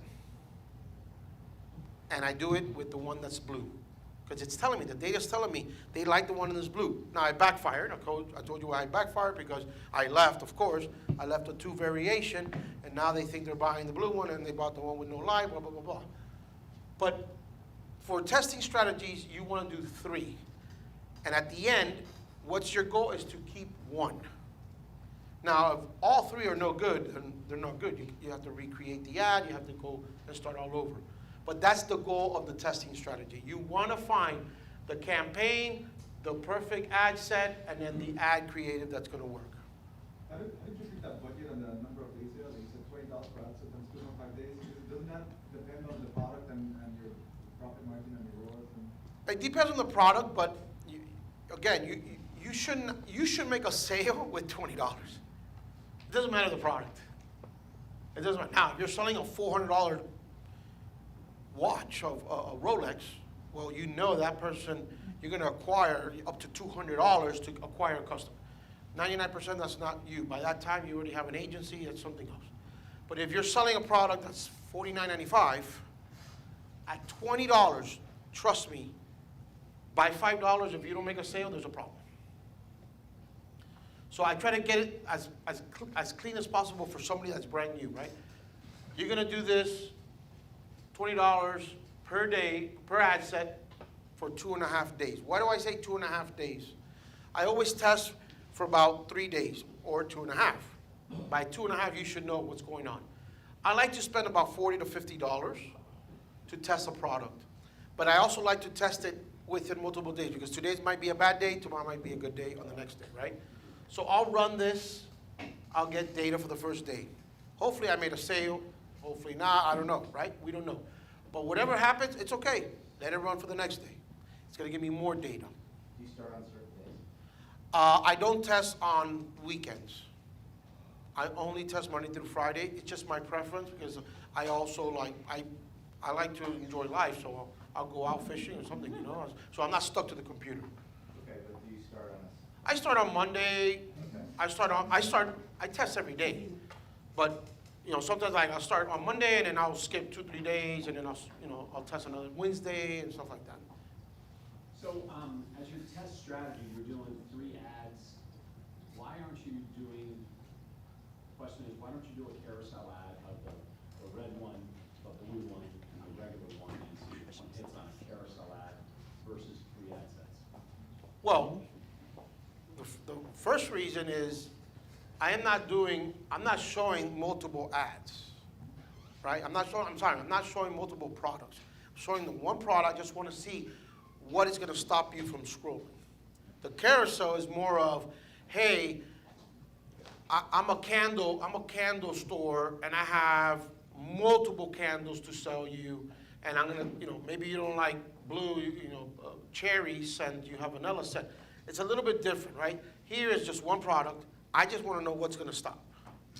What's going to stop you? So what's going to happen here in the back end is they're going to show it to a million, not so a million people. They're going to show it to, whatever, a couple thousand people, and they'll show probably you, first time they'll show you ad number 1, you didn't stop. You're like, Then you might see it the second time, but the second time you're not seeing ad 1, you're seeing ad 2. So they're testing you to see, did you stop on 1? No. Did you stop on 2? No. Okay, I'm going to show you ad number 3, but you stopped. Oh. And then that's all recorded, right? The pixel. It's all recorded. All recorded, all recorded, all recorded. So that's why. The second reason, and this is the worst one to understand, this is the competitor. If the competitor doesn't have a carousel, I'm not going to do a carousel. The competitor has a video, I'll do a video. If the competitor has a still image, I do a still image. Because he already probably spent hundreds and hundreds of dollars testing, and I come around, I'm like, oh, you figured out that our market, because it's his market and my market are the same market, they like a video. Okay, well, I'm going to do a video. Okay, so do that for a couple of days, you get the data, hopefully everything was right, boom. A couple other things that I like to keep in check, which is the cost per click. I like it to be less than $2. 99% if it's over $2. You don't just, I mean, you don't have the right audience, basically. Click-through rate greater than $1. I mean, greater than 1.0%, meaning you want to have a high percentage that they're clicking through, meaning your ad is working. When this is high, this is low. Simple, because more people are clicking through, so this becomes a smaller number. And then, of course, for every 1,000 that they show, you want it to be less than $10. Because yes, you could have a CPM at $44. I mean, $44 is not gonna show it to a lot of people. You want this as low as possible, because for every, let's say for every $3 they're showing it for a couple thousand people, imagine what $100 could do. You could sell to 1 million people. Yep. Facebook give you any data right before you're gonna start the ad about what the CPM is gonna be? Or No. Nothing, right? It's just once you start, that's when you start getting data. That's why you can't go in there with, oh, my budget's $500. They'll suck the 500. They'll suck it. They're gonna take it from you. $20, bro. I learned that the hard way. I used to go in there, big money dollar, big money. Let's do it. I'm gonna find it. I'm gonna get the sale. It'll suck that $1,000 like that. Because what I was doing is, I will multiply this campaign by 10. And I will start the campaign at 100. So I'm like, $1,000. I'm gonna find data quick. Oh, it's gonna suck it. But if all the data is bad, you have nothing. You have nothing. You're looking to find the right combination. That's what you're doing. $20 a day, you know. Again, by the second day, by a second and 2.5 days, you probably spent $50. Did it work? No. Get out. If it worked, now we start pumping the dollars. By get out, you mean Stop the ad, recreate either, again. That's what I'm asking. Recreate the ad creative.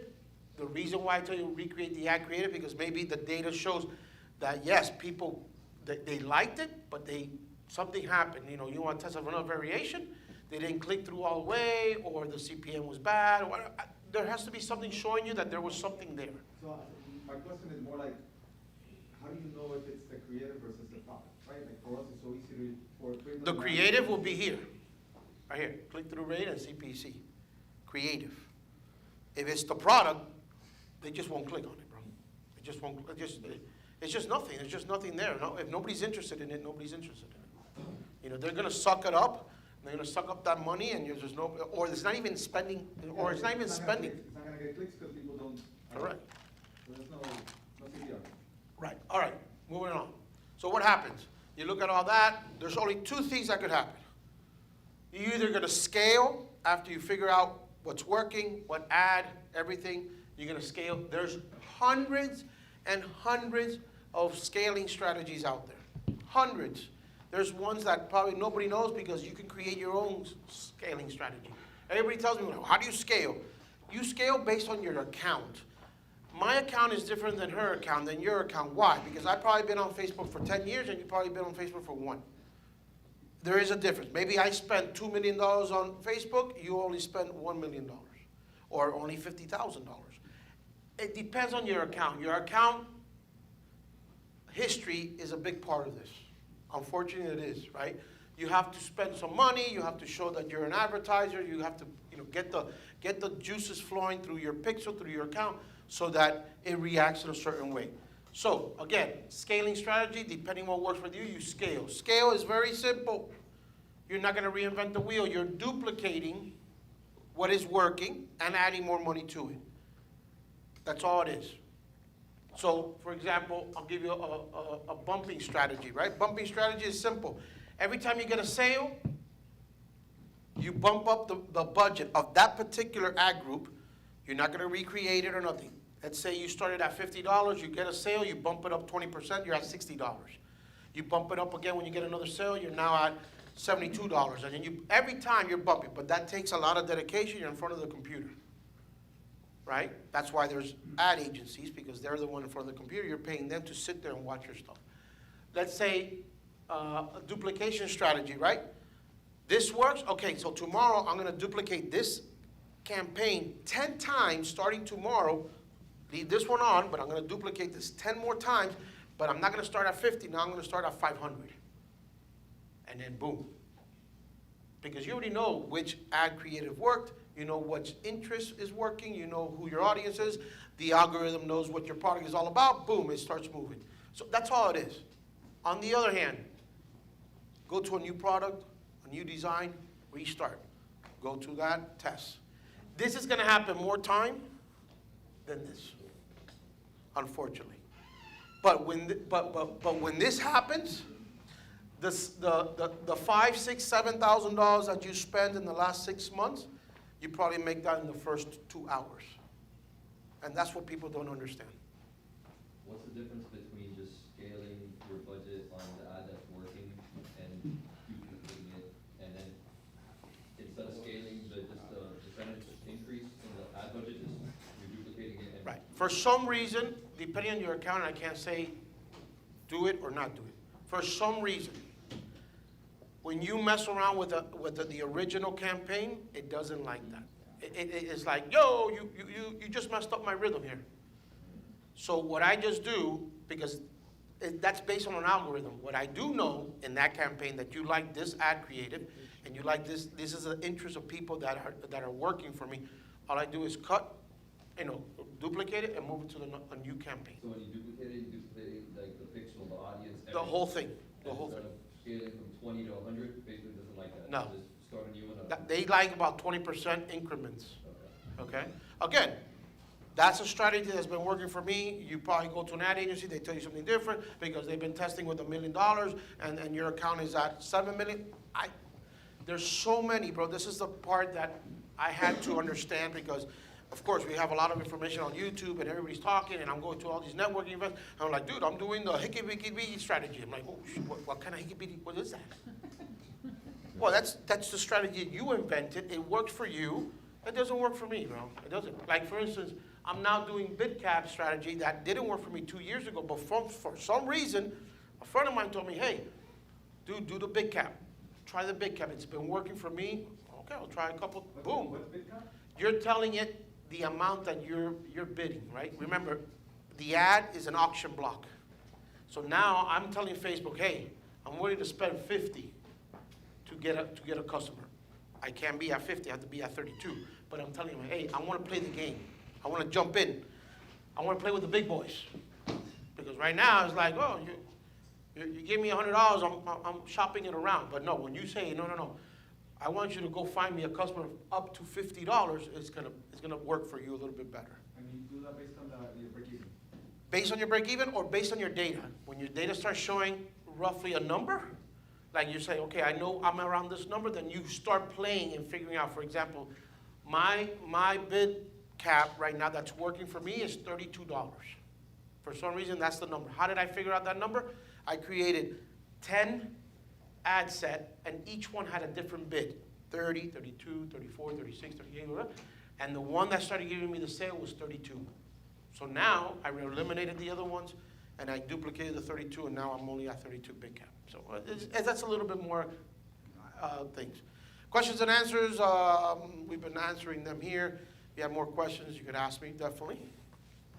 What tools do you use? What's what? Same Oh. Shopify. Yeah, there's a lot of tools. There's a lot of spy tools. I'm going to give you a list. You can go to my website. I'm going to give it to you now. So everything that I mentioned, there's some spy tools as well. If you go to my website, which is alexmutt.com, easy, my name, they're going to you're going to land on that website and basically give me your email. That's all I ask. Give me your email. And then it's going to shoot you an email. And then from there, you're going to be sent to a page that you can download a PDF that has over 200 print providers. And it also is going to give you all the links that I mentioned, plus more, which is, like the tools and the spy tools and things like that. But you don't have to worry about that right now. It also is going to give you a copy of the KPI calculator. So it's going to give you 3 things you can download from there. Okay?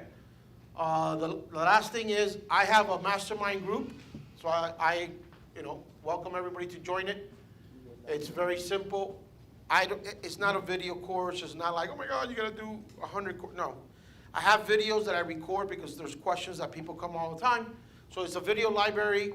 The meat and potatoes right here, the Zoom calls. I have 2 Zoom calls a week. I get on Zoom, we do it live. I help you.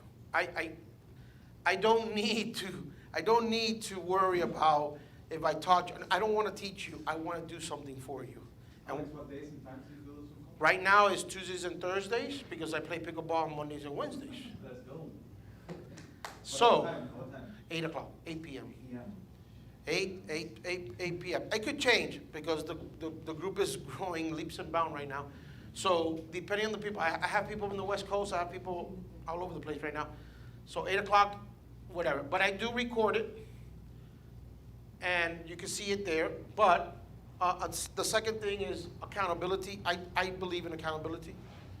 I'm going to keep you accountable. I'm going to push you. You know, don't tell me you didn't have time to design a T-shirt.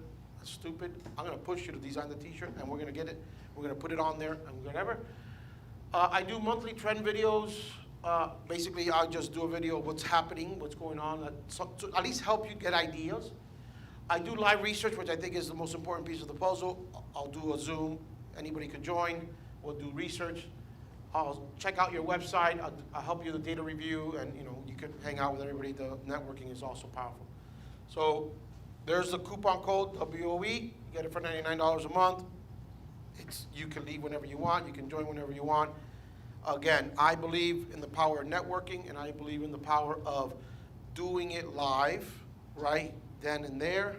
I don't believe of not sharing. I already told you all my products. I'll tell you my website. I don't care. The point is that I get you going, because in this particular space, it's not about, oh, I have a product that nobody else could sell. Tom could tell you, you go to Etsy and this blanket, there's probably 200, 300, 1,000 people selling the same blanket. So it works, it doesn't, it doesn't. So any questions? 99 is monthly or one-time fee? Subscription every month. I don't know what I did here. There you go. So it's monthly? Yeah, monthly subscription. You can leave whenever you want and all that good stuff.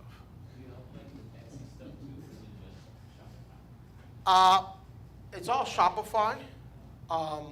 When it comes to like the platform that I explain things, but because I've sold in Amazon, I've sold in Walmart, I've sold on eBay, I've sold on Etsy, I do focus a lot on Etsy because print-on-demand products tend to be very powerful on Etsy. Now, they're starting to be very powerful on Amazon as well because one, it has the traffic. Amazon is Amazon. But Amazon has now personalization, and they also have a category called handmade. So now a lot of people are going in there. But again, there's a fulfillment hiccup that you got to make sure that's doing it right. Wait, Amazon handmade? Handmade? Huh? You can do POD on Amazon handmade? You could do POD. The problem is just how quickly can you ship. That's all. Interesting. Like for instance, Printify has an integration, right? That's an interesting thought because Amazon will forgo the $40 monthly fee if you're part of the handmade. Yep.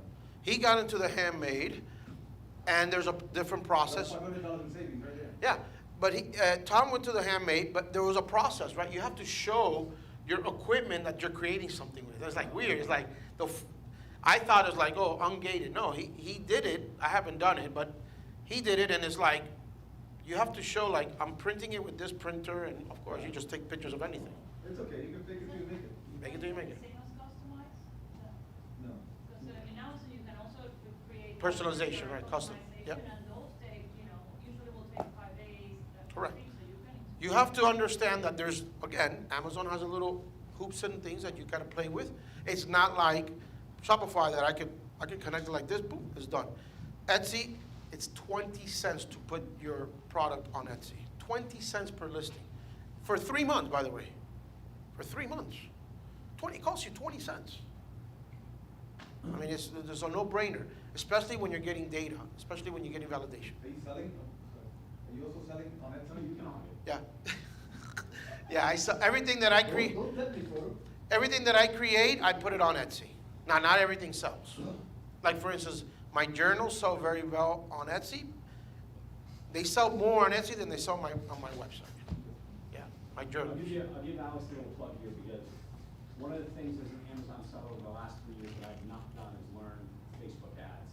And I think the $99 is worth its weight in gold to learn Facebook ads on your platform and then have someone peek in and look at it. You can go and spend a couple $1,000s a month on someone to spend your money for you. But you got someone there that I think is gonna look deep underneath. Yeah, I think, And then one other thing is, I'm gonna blow your mind with this a little bit. There's a guy named Travis Ross who runs Print on Demand Cast. It's a podcast. He's one of the pioneers in this space. He has 500,000 SKUs on Amazon Print on Demand. Yep. Then he put those on Walmart as well. He actually got stopped and they said, hey, listen, you can only put up 2,000 SKUs per month. Per week. So they limit him to 2,000 SKUs per week. But in terms of a platform to take a look at, why don't you think about a Shopify store, and as you create these products, put them on Etsy, put them on Amazon, and put them on Walmart. Right. So put them on 3 different platforms. Remember that Amazon's gonna bring the traffic, Walmart's gonna bring the traffic, Etsy will bring the traffic. Remember that it's a model, right? There's retail arbitrage, wholesale, private label. This is a model. Print on demand is a model. Do I suggest having a $5 million business of T-shirts with print on demand? I will be a little bit, I'll be a little bit scared, but I know I would make more money and I'd be more secure by leaving my print on demand provider and going directly to a manufacturer and say, hey, these are my top 25 winners year round. I want to carry this in my own warehouse and have my own team. You know, that's another level.